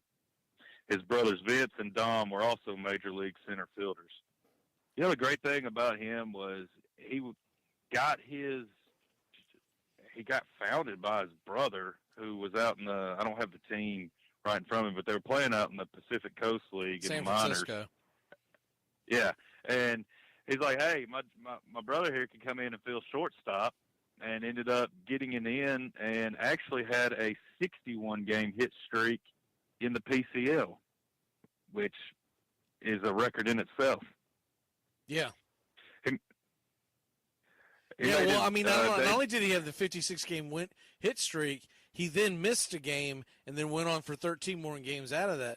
So that was, 69 out of 70 games he had a base hit? Yeah, and during that streak, he actually, even though he didn't get a hit in 57, he got a walk. He had 74 consecutive games where he got on base. Realize that was the summer to be a baseball fan. That was the same season, the same summer that Ted Williams hit 406. It's the same exact season. Listen to this stat. During DiMaggio's 56 games, he batted .408, walked 21 times, and whiffed just 5 times. He reached base via hit or walk 112 times. Ted Williams was even more impressive. During those same 56 games, Williams played in 55, batted .412, reached base 127 times, 50 times via walk. how could you not love that as a fan? I mean, you're watching a streak of two players going 408 and 412 during 50. I mean, essentially a third of the season. I don't know. Did they?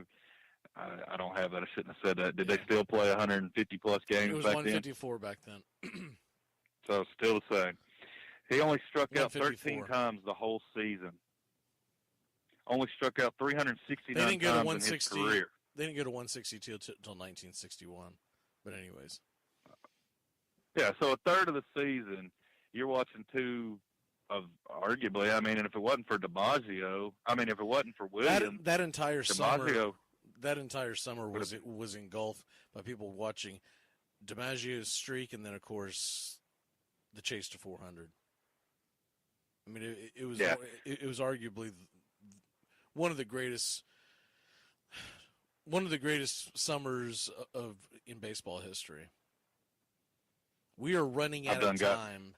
So, real quick, Jack Loomis, I do want to get him in. We haven't done him before. After playing 9 games for the New York Giants as a rookie Loomis enlisted with the Marine Corps in 1942, the first wave of troops to land at Iwo Jima. He and his platoon remained on the island until the initial day of the battle. He was in Company E. Loomis helped knock out 3 enemy strongholds despite suffering injuries from great grenade shrapnel before being mortally wounded by a landmine. Before dying, Jack Loomis famously looked at the field doctor and said, "Well, Doc, tell the New York Giants they lost one hell of a defensive end today." Loomis died instantly and was awarded the Medal of Honor. Wow. Okay, I think that's as good as anywhere to end. We do want to thank our veterans. Make sure to go out and thank your veterans as well this weekend. Buy them a beer. Do something for them.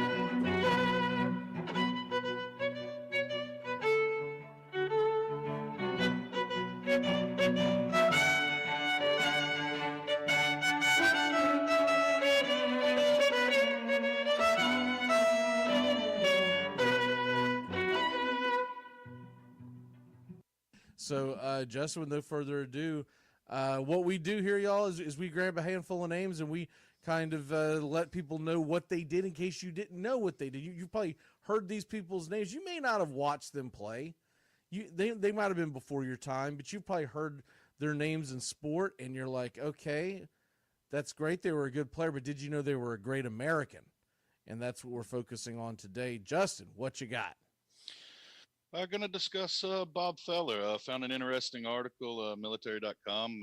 Section's called Answering the Call, and it's where men and women who served in the military and then went back home to civilian careers talk about their days in uniforms. And the columnist is actually Bob Feller himself. So he was a legendary pitcher from the Cleveland Indians who interrupted his career in the majors to enlist in the Navy at the start of World War II.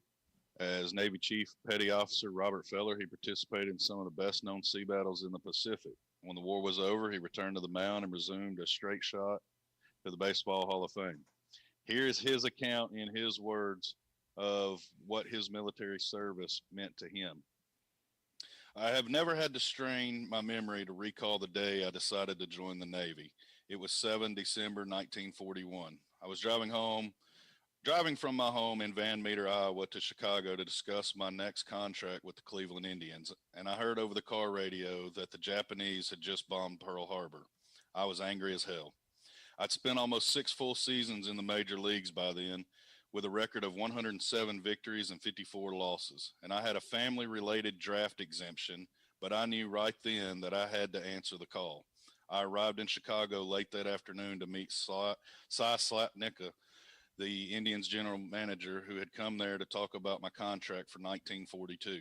And I told him about my decision. I then phoned Gene Tunney, the former world heavyweight boxing champion and an old friend. A commander, Gene was in charge of the Navy's physical training program. He flew out from Washington and swore me in on Tuesday, 9th of December.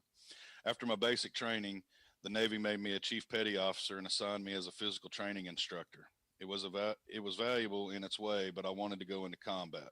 I had a lot of experience with guns as a kid, so I applied for gunnery school and sea duty.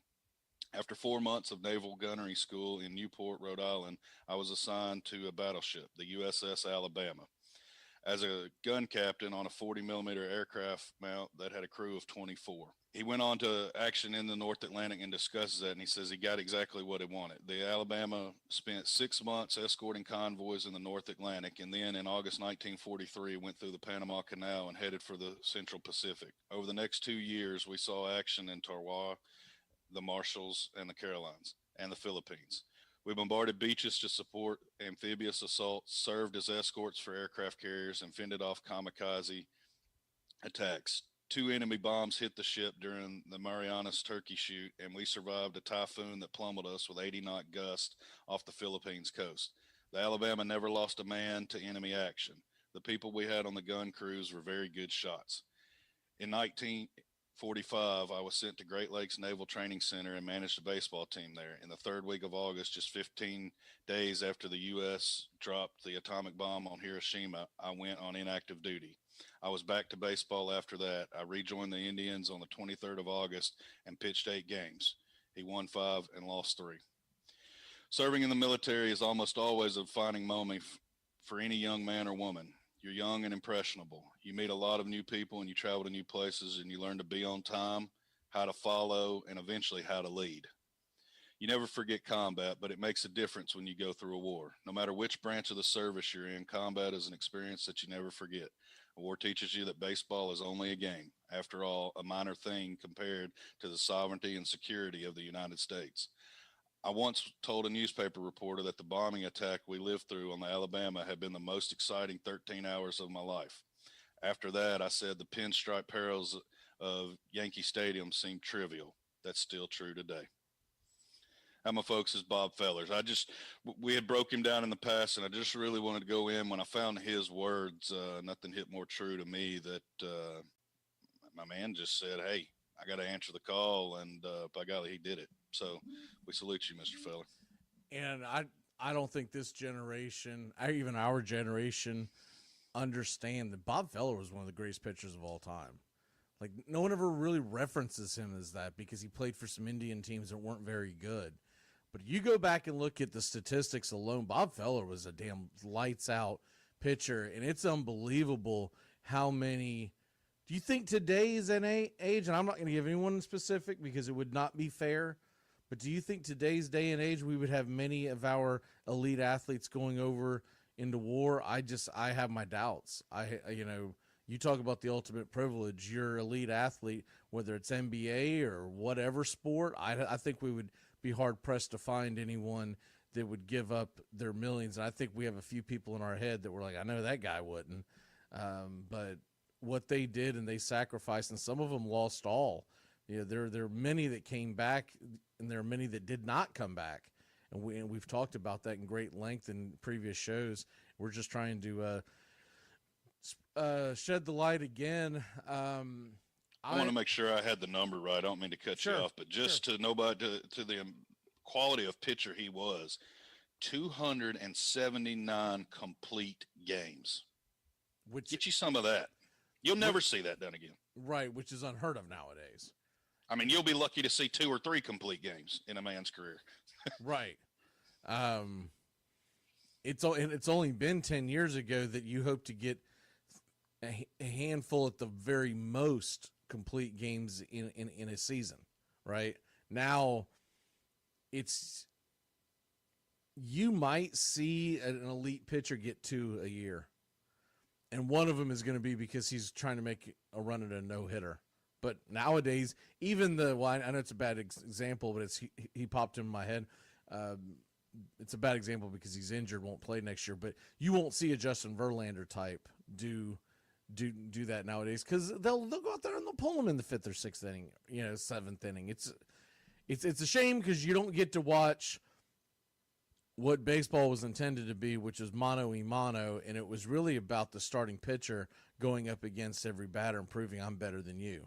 So we're never going to get a Bob Gibson again. We're never going to get unless something changes, and things do change. So you never know; it might go back to the other way. But the only way it changes is they somehow reduce the hell out of the roster. Because as long as you've got 8 guys in your bullpen, which is what it's going to go to for now on next year, you almost feel like you have to pull a guy because you're like, I can't sit him on the bench. I mean, I can't have him on the bench sit there for several days in a row.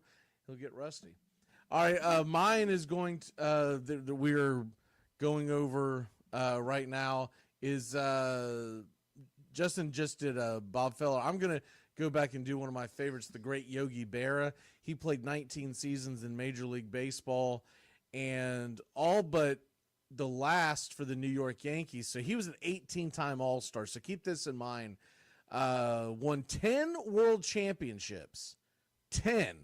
That's real cute, which those real cute memes you make about Michael Jordan being so great. 10. That's asinine. It means if you combine... It means he's out of fingers. It means, it means if you combine LeBron James and Michael Jordan, you get into the Yogi Berra stratosphere. Unbelievable. And as a catcher, too, guys, it's not like he was a shortstop or a second baseman that played all these years and won 10 championships on great teams. He was the game. He called the game. And then your knees, right? Okay, so he had a batting average 285. While hitting 358 home runs, which was a lot back then. Had 1,500 RBIs almost. He is one of only 5 players to win the AL MVP 3 times. He's widely regarded as the greatest catcher in baseball history in the American League, where others would argue it's Johnny Bench in the National League, and then the argument begins. But regardless, he's the greatest American League pitcher. And there is no argument before it's Berra and Bench, and then everything else. But during World War II, Berra served in the U.S. Navy as a gunner's mate, and he was on the attack transport of the USS Bayfield during the D-Day invasion. So we always hear about the D-Day invasion. We always celebrate it in June. That man was there. He was on the beach, and it was his job to go back and forth, bringing troops from the ship to the land. And his main job was to fight off any kind of attack. So he was a sitting duck, essentially. One of the reasons why he was, I remember reading this years back, one of the reasons why they picked him was because of his small stature. Everyone always hears Yogi Berra, and I think what everyone comes to is the Yogi-isms, right? But Yogi was a small guy. I think he was 5'8", 5'9", and a major league catcher, which is just that's unheard of because most of those guys most of your major league catchers are big guys because they had to take back then. They actually protected home plate. I know you're not allowed to do that anymore, but back then you protected home plate or you didn't have a job. And so you got to talk about a guy who's a strong, muscular guy, and that's one of the reasons why they made him a gunner's mate on the USS Bayfield for the D-Day invasion. A second-class seaman, Berra was one of 6-man crew on a Navy rocket ship, firing machine guns and launching rockets at the German Army on Omaha Beach. He was fired upon but not hit several times and later received several commendations for his bravery. During an interview on the 65th anniversary, Berra confirmed that he was sent to Utah Beach during the invasion as well. So he was on both of the main beaches in the what was one of the most, I don't know if there's a bigger invasion in U.S. history, the D-Day invasion that basically turned the war. And that's Yogi Berra for you. And then also Yogi Berra, want to make sure I have this right. He got the Presidential Medal of Honor. I believe it was in 2015. I think he was nominated in 2013, and then he received it in 2015, and was in the Navy from 43 to 45. So got the Purple Heart, and I'm probably leaving stuff out, but that's the great Yogi Berra for you. And pretty much one of my favorite athletes of all time. I think we got Sean coming in on the show, so this is probably a good time to take a quick break. When we come back, Sean O'Toole will join us, and we will continue on with the Armchair Quarterbacks Salute to Service. We'll be back in a flash here on the Armchair Quarterbacks. Keep it locked in. Teamus Wooten is on his way back to the United States, so hopefully he. I'm hoping somehow he's actually going to make it into. He was.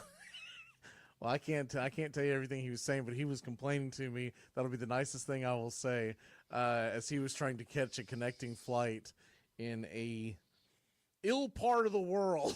That is the nicest way I can put that. As I was asking him if he could.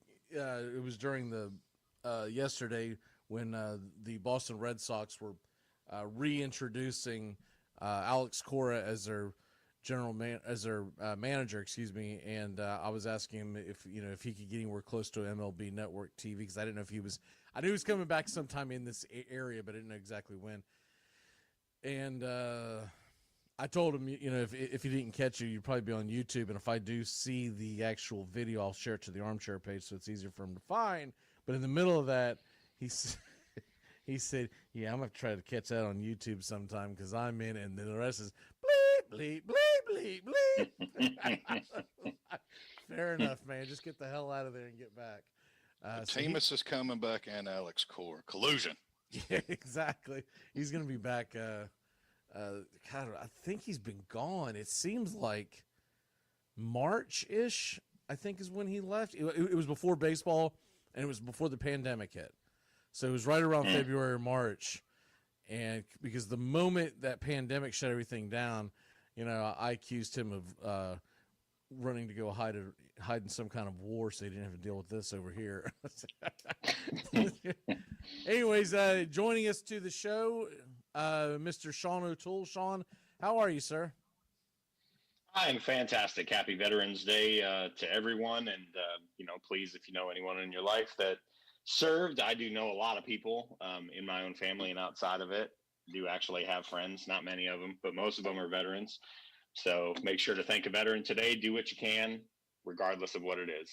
Everything means something to the folks that serve this country.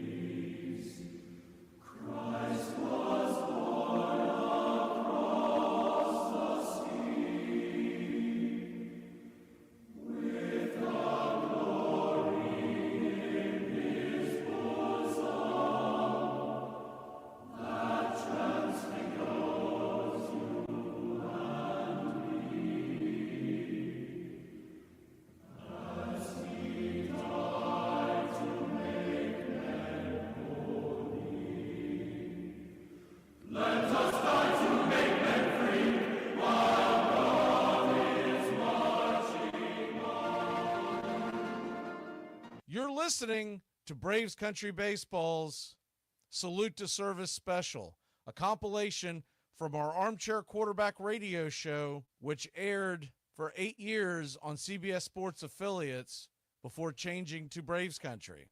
It's a compilation of shows that are going over some of our more famous athletes who served our country as well. And thank you for your service.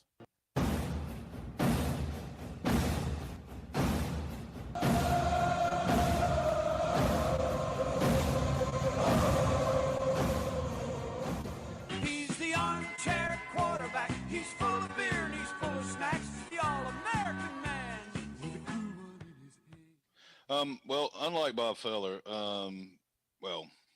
they both had their careers. Let me rephrase that. Both had their careers interrupted by World War II. But unlike Feller, who was already famous when he went in, Spahn achieved his notoriety primarily after the war. He had a small call-up and had only had a brief appearance, which was 4 games in 1942 before he started his career.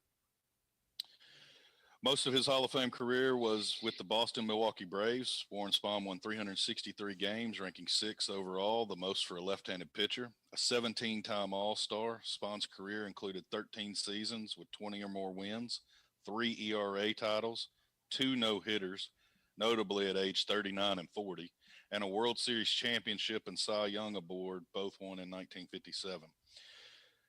As I alluded to yesterday, one of his career highlights also includes something we'll never, ever see again, and that was an epic 16-inning pitching duel on July 2nd, 1963 at age 42 against Juan Marichal. That's amazing. But Spahn entered the Army on December 3rd, 1942 at Camp Chaffee, Arkansas, which was a combination training facility and a POW camp. Following basic training, he was sent to Camp Gruber, Oklahoma, where he was assigned the 276 Engineer Combat Battalion. He continued to play baseball and helped pitch the battalion's team to the post championship. On November 4th, 1944, Staff Sergeant Spahn and his unit, part of the 1159th Engineer Combat Group, boarded the Queen Mary for France.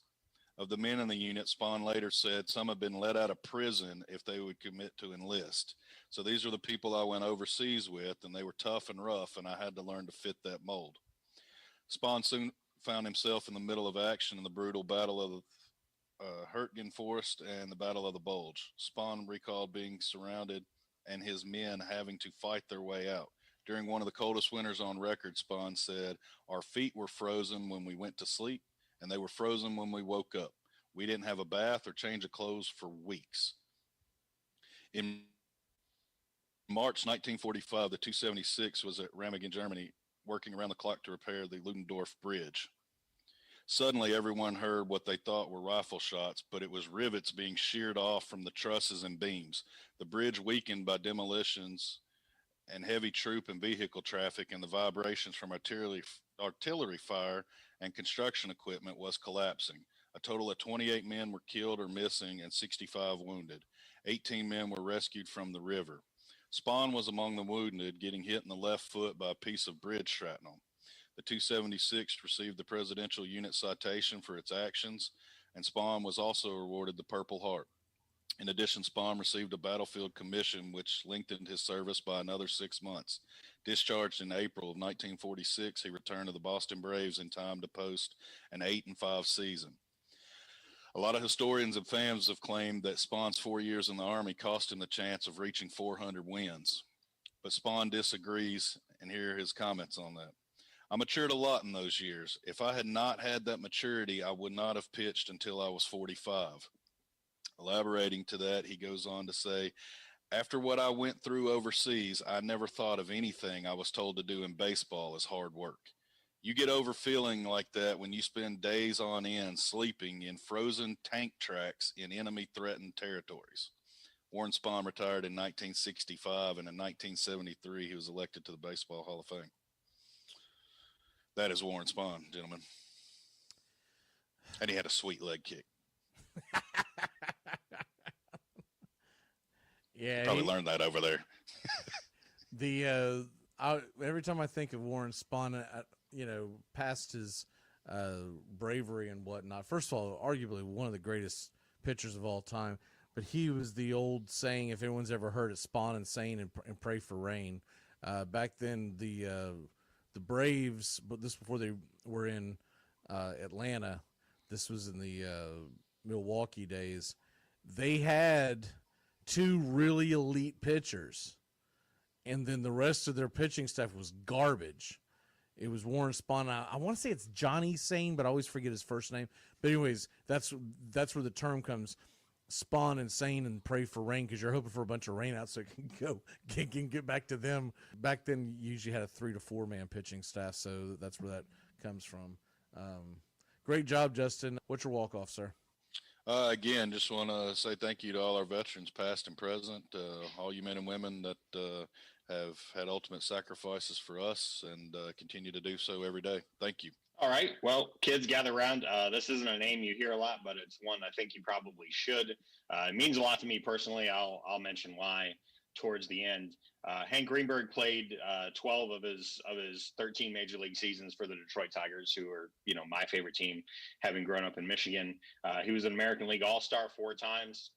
He was also a 2-time American League MVP as a first baseman in 1935 and as a left fielder in 1940. He had a batting average over 308 seasons, won 2 World Series with the Tigers in 1935, 1945, and hit a whopping 58 home runs in 1938, which, there's not a lot you can find on video from that time, but you can read about it. 58 home runs in 1938 is like 120 now. It was nuts. I mean, the ball was completely made differently back then. There weren't lights in most outdoor stadiums. There's a very famous Hank Greenberg axiom in the 1935 World Series, because St. Louis's Sportsman Park didn't have lights, and Game 3 went into the bottom of the 9th, and it was getting dark, and Hank Greenberg hit what was a walk-off grand slam, and the umpire said, "Hank, I can't call the game. I didn't see where the ball went." Hank turned around and said, "Well, I saw it just fine. This game's over," which is one of my favorite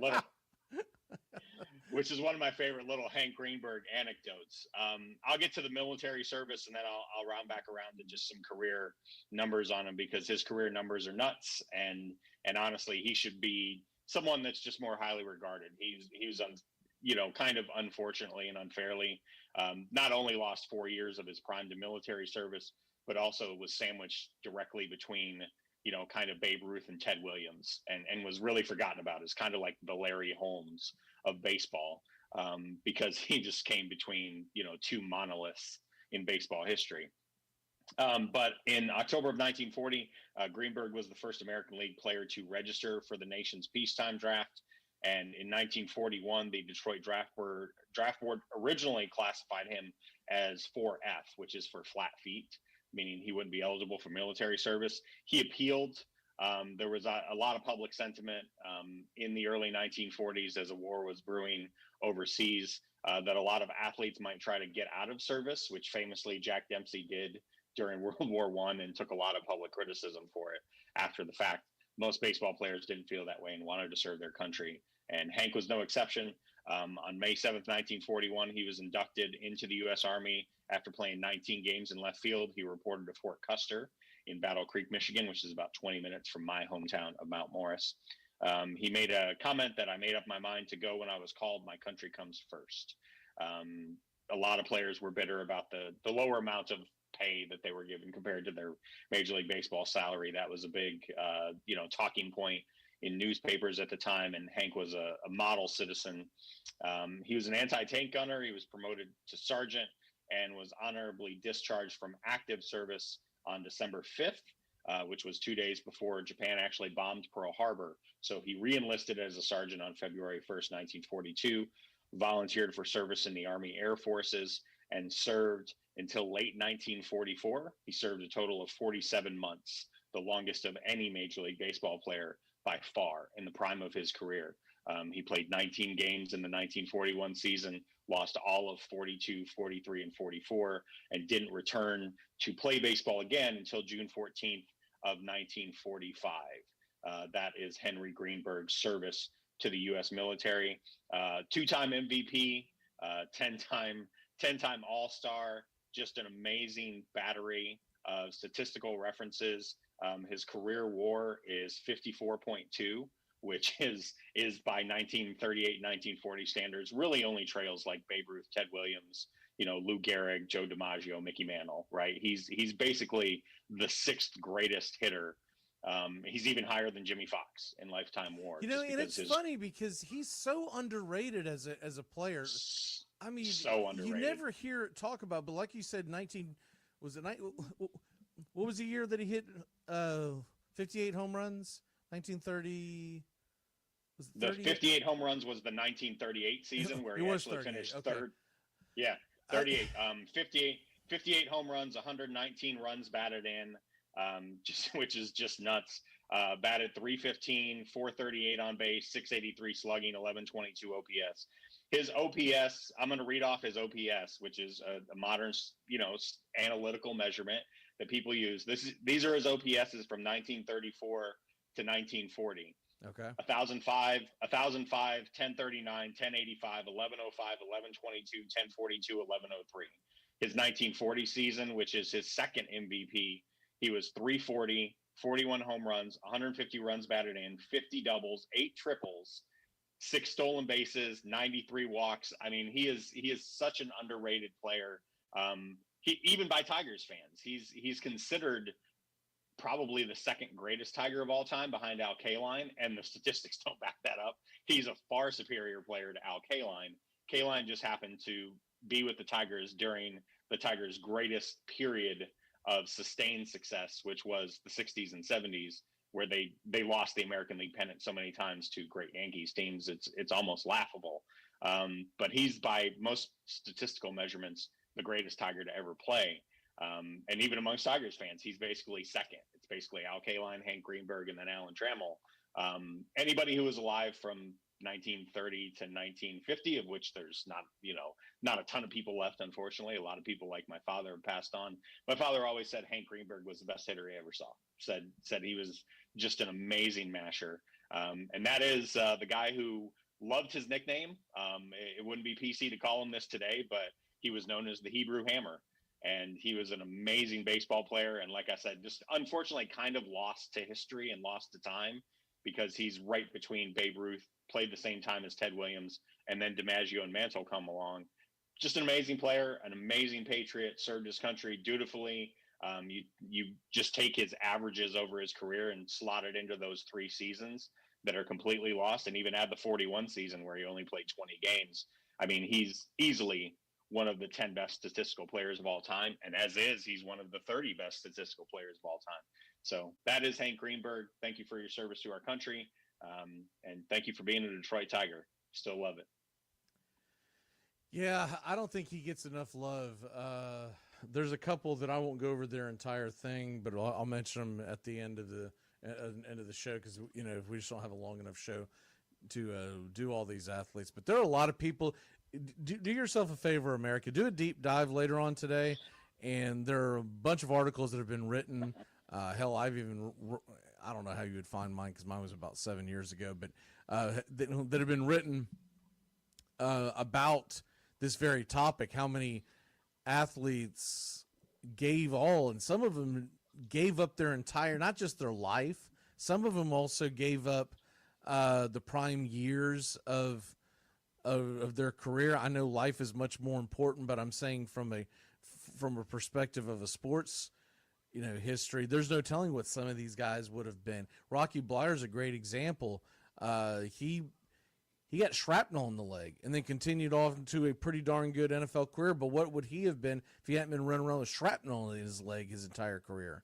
So, that's, I don't think it's ever stated enough how important these guys are to the American landscape, because I think your average person thinks that a lot of these quote unquote athletes that served during wartime were like Elvis Presley. They're over there just singing songs and dancing around and making movies and whatnot. And there were some that got that, but a lot of them were right in the teeth of the fight. And right. That's what's always jumped out at me, is when I first started researching this years ago, I was like, man, I cannot believe that some of these guys gave what they gave. This got sparked by Justin and I talking about Pat Tillman one day. This is prior to Veterans Day of our first season back with the Armchair Quarterbacks in 2014. We talked about it on end for, 15, 20 minutes that day. And this was like a week or so before Veterans Day.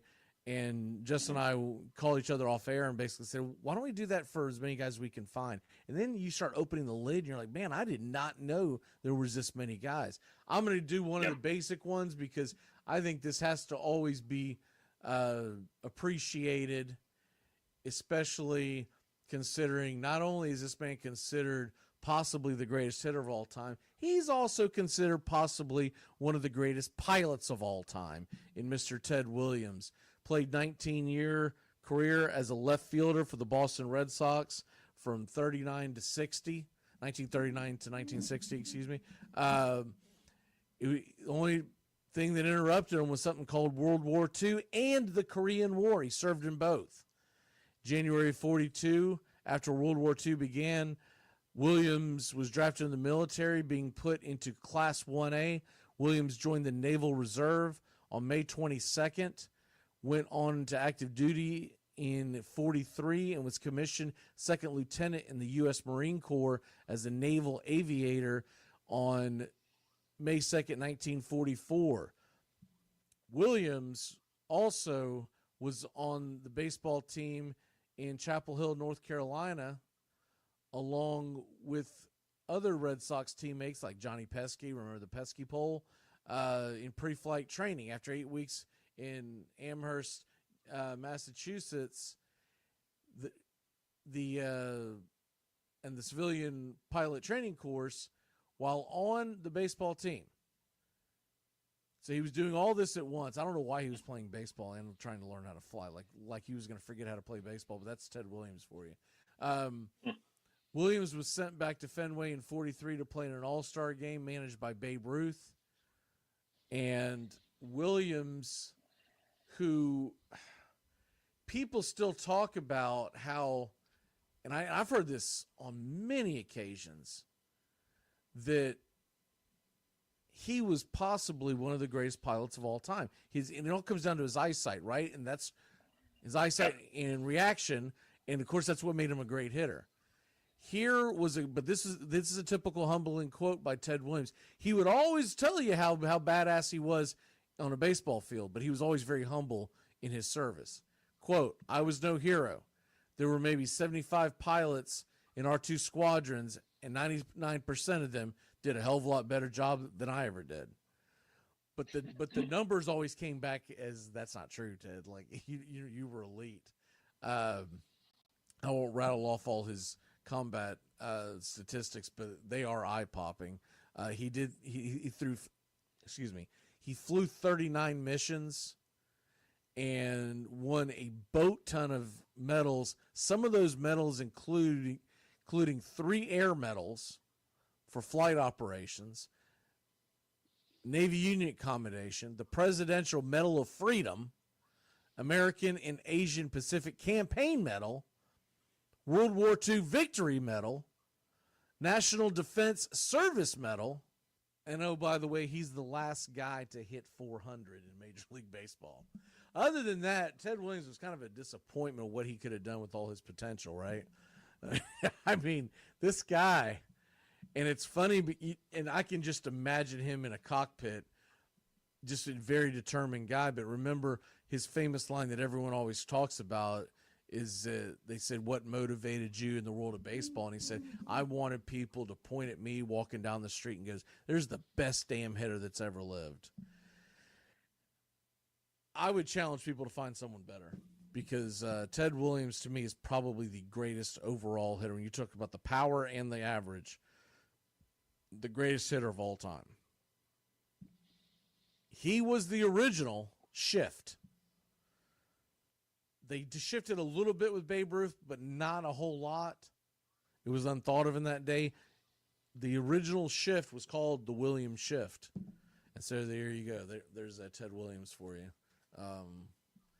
Incredible human being, incredible American, and arguably the best, if not the top 2 or 3 hitters of all time.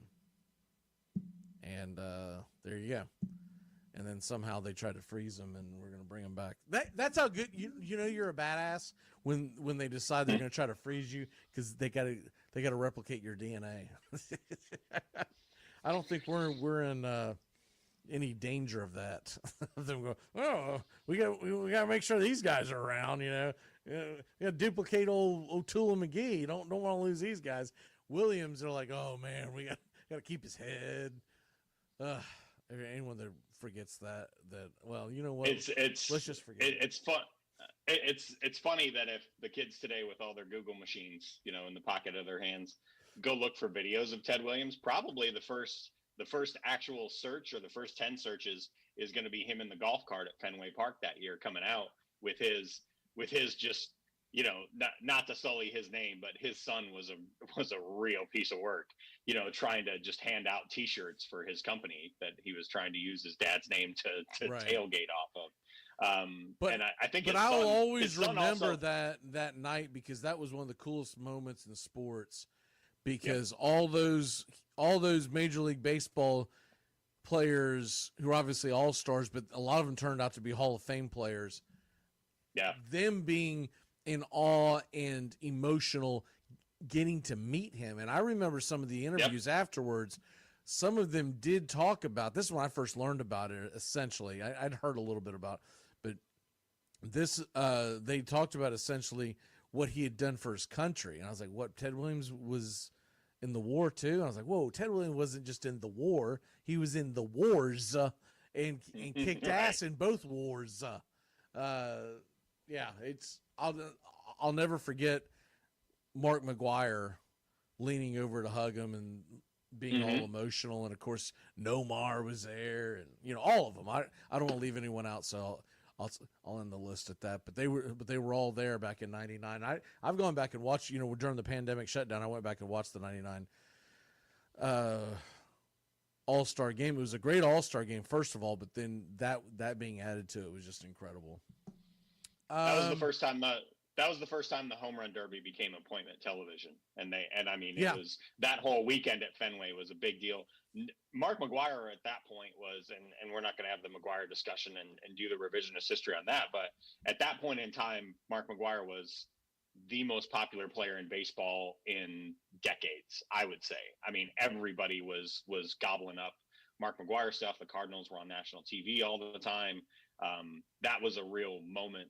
And for him to have been just awestruck by the sight of Ted Williams, much less meeting him, tells you a lot about how much he was revered by baseball players in the game. He was easily one of the most revered players of all time. And yeah, like you said, 70 years after he retired, you know, still nobody's had that kind of talent with their eyesight and hand-eye coordination as him. He's still regarded as probably the greatest hitter to ever live, even 70 years later, after most of the people that covered him have long since passed on. That tells you a lot about how great he truly was. Yeah, that's also the infamous Pedro Martinez game where he struck out the side and whiffs the first 5 of 6 NL batters and ends up being the MVP of the All-Star game. That was one of the greatest ones. I always forget the names. So I'm not going to go back and cite them, but that's always put up against a similar All-Star game in the very beginning of the All-Stars, where a list of who's who. There was in other words, what Pedro Martinez did in '99 hadn't been done in about 60 years. That's the short of it. David Robinson. What you got on David Robinson today, sir? Yep. Quick part as we go into the end of the show. Want to talk about the Admiral really quick. One of the real stand-up gentlemen in the history of the National Basketball Association. Widely considered the best basketball player in the history of the Naval Academy. Not that that's a high bar. But amazingly, he had an incredible career coming out of, the military and playing basketball, which is just not something that had happened before or since. Chose the number 50 after his idol, Ralph Sampson. Won the All-American Naismith and Wooden Awards as an Academy first-classman, which means a senior. In 1986, he led Navy, which was a number 7 seed, to within a game of the Final Four before falling to Duke in the East Regional Final. Played his first 3 years for the midshipmen under Paul Evans, and then his senior year under Pete Herman. Upon graduation, he was immediately eligible for the NBA draft, was drafted in 1987 by the San Antonio Spurs, but he still had 2 years of active duty obligation to fulfill with the Navy, so didn't actually play in the NBA until 1989. Some interesting service notes. He originally wanted to be an unrestricted line officer at sea, but he was unable to be that because he's 7'1". Don't know how many of our listeners or how many people have ever been in an actual naval ship, but that's a real challenge to be 7'1" in a naval ship. That's a problem. You're not going to be a pilot either. No, that is a real problem. So you better learn how to play basketball. just put that out there. He was actually a threat of being dishonorably discharged just because of his height, because they couldn't find a position for him. But as a compromise, the Secretary of the Navy, John Lehman at the time, allowed him to retrain and receive a commission as a staff officer in the Civil Engineer Corps. So he finished out his time as a civil engineering officer at Base Kings Bay in Georgia. He was regularly featured in recruiting materials for the Naval Service. And despite the nickname Admiral, which he was never actually an admiral, his actual rank upon fulfilling the service commitment was lieutenant junior grade. Started in basically what amounts to the 88-89 NBA season with the San Antonio Spurs. Just some overall, career highlights: 2-time NBA champion, 10 times All-NBA, the MVP in 94-95, which unfortunately, if you search for online, you're going to get a lot of results about how mad Akeem Olajuwon was about that. Akeem Olajuwon absolutely just humiliated him in the playoffs that year and really took it personally. And Hakeem, by all accounts, is a nice guy, but I think they did not like each other very much and had a great rivalry for years and years. He was the 89-90 Rookie of the Year, the 91-92 Defensive Player of the Year, 8-time All-Defensive Player, like I said, 2-time NBA champion, 93-94 scoring champion, and is in the Hall of Fame. So that's David Maurice Robinson, also known as the Admiral. You can find him on Twitter at David the Admiral. Just an incredible story, an incredible player, and really ahead of his time. If he played in today's game, he'd be shooting 3-pointers. And also something I think it's overlooked by him is he was a mathematics major and evidently is really, really sharp when it comes to the world of math. So had it been around when he retired, he might have went into the analytics world, right? Although analytics in basketball is just about the dumbest thing. But anyways, I'm sorry, dude. You can analytic all you want. I'm not going to be able to cover LeBron James. I'm just telling you, man. It's never going to happen, my friend. Never going to happen. My last one for today, I know we're running out of time, so I'll cut this pretty short, is Christy Mathewson. Most people, I'd say a lot of people probably don't know who he is, but he is looked upon as one of the greatest pitchers of the early part of the 20th century, nicknamed the Christian Gentleman. Late in the 1918 season, Mathewson enlisted in the U.S. Army for World War I.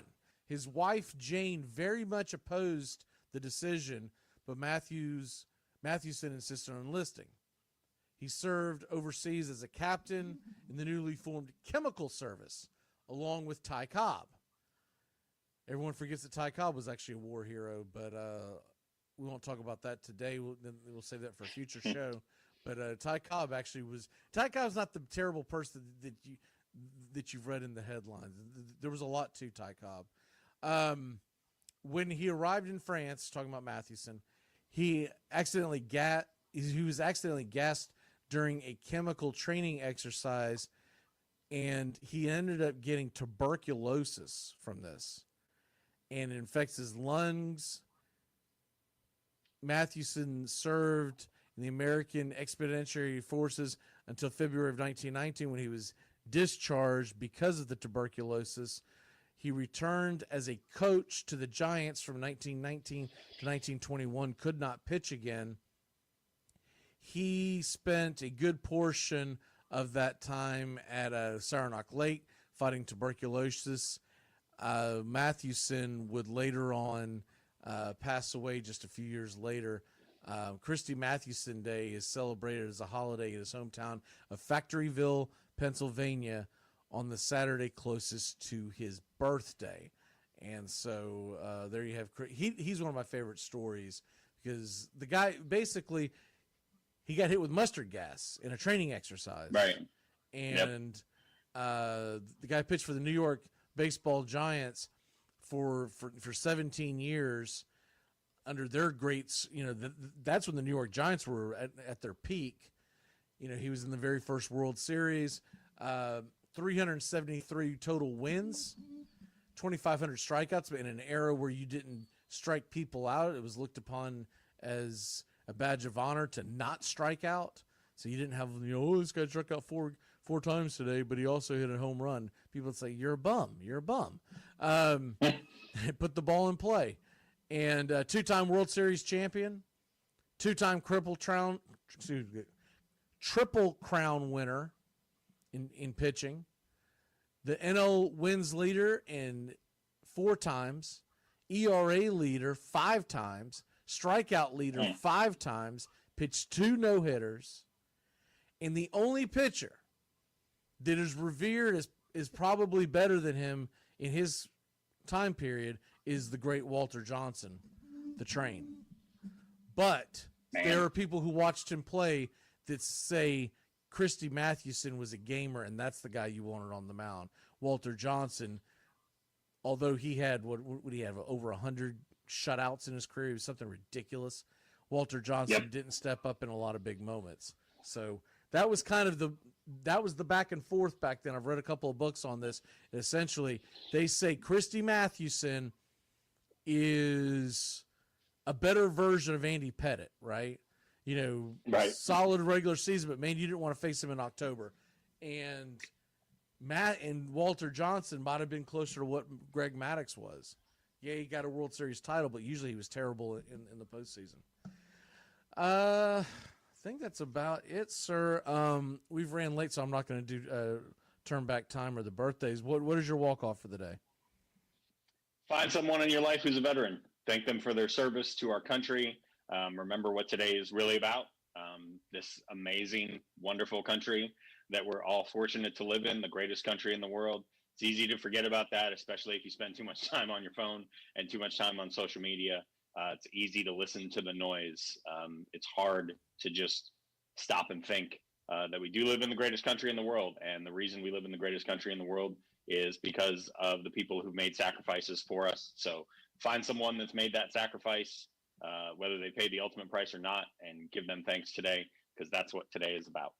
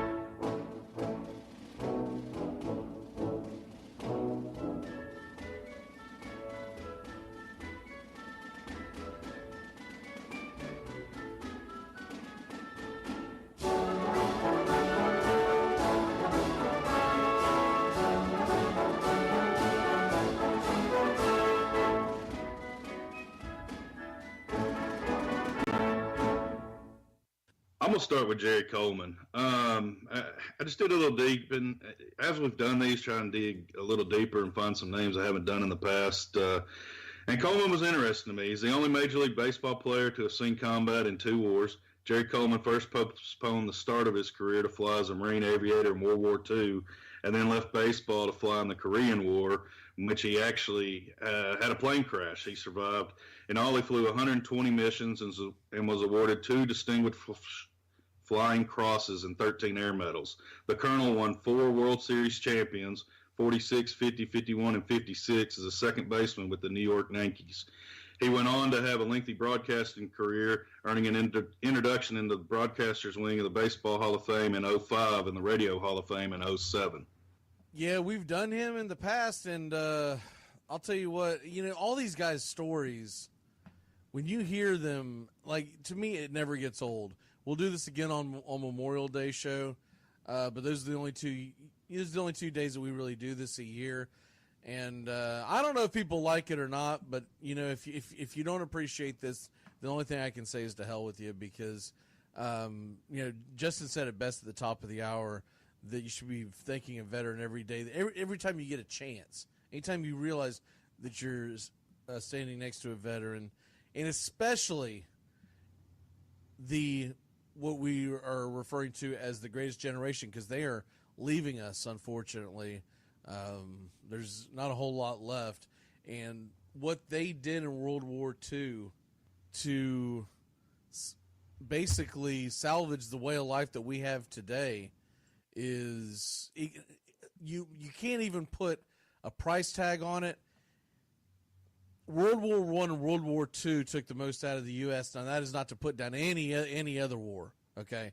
If anyone has ever been in any war or any combat mission or ever put in harm's way defending the United States, it's all equally dangerous.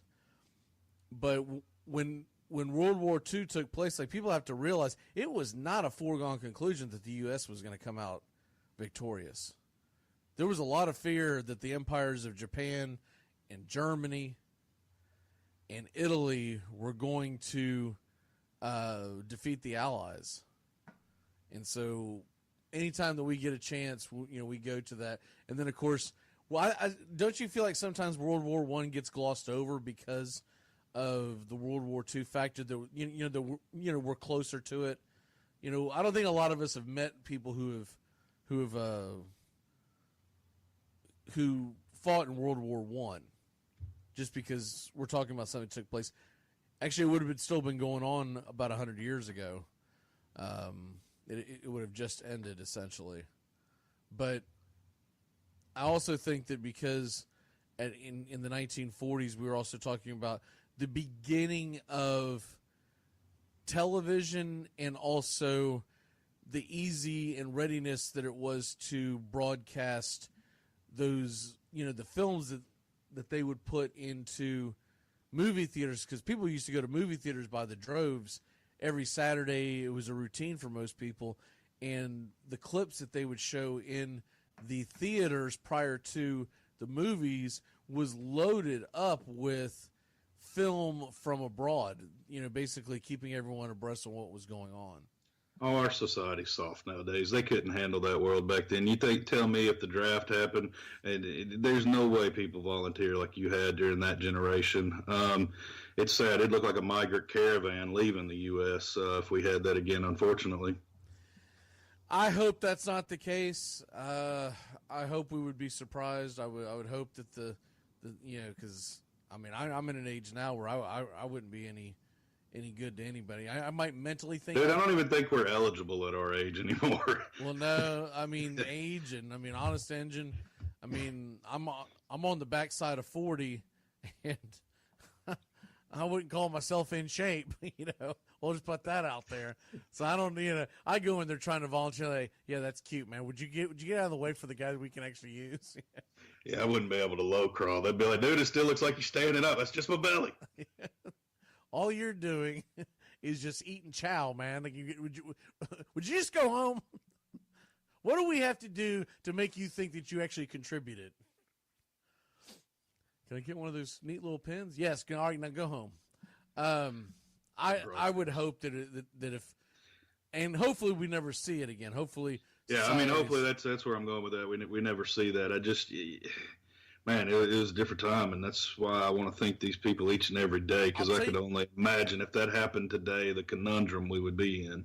I'll tell you one of the things that I think would be an issue, though, is how many kids would sign up thinking it's going to be like a video game, right? Yeah. And then get over there and get a real awakening. Wow. That goes back into what I was talking about last week. I don't remember if you were on the show at the time or not, but I was talking about the history of college football. And one of the reasons why college football became as popular as it did in the late 19th century and going into the early 20th century is because they were coming out of wartime. They had not had a major war since the Civil War, and the fear was that the United States citizens, the young men, were going to become soft.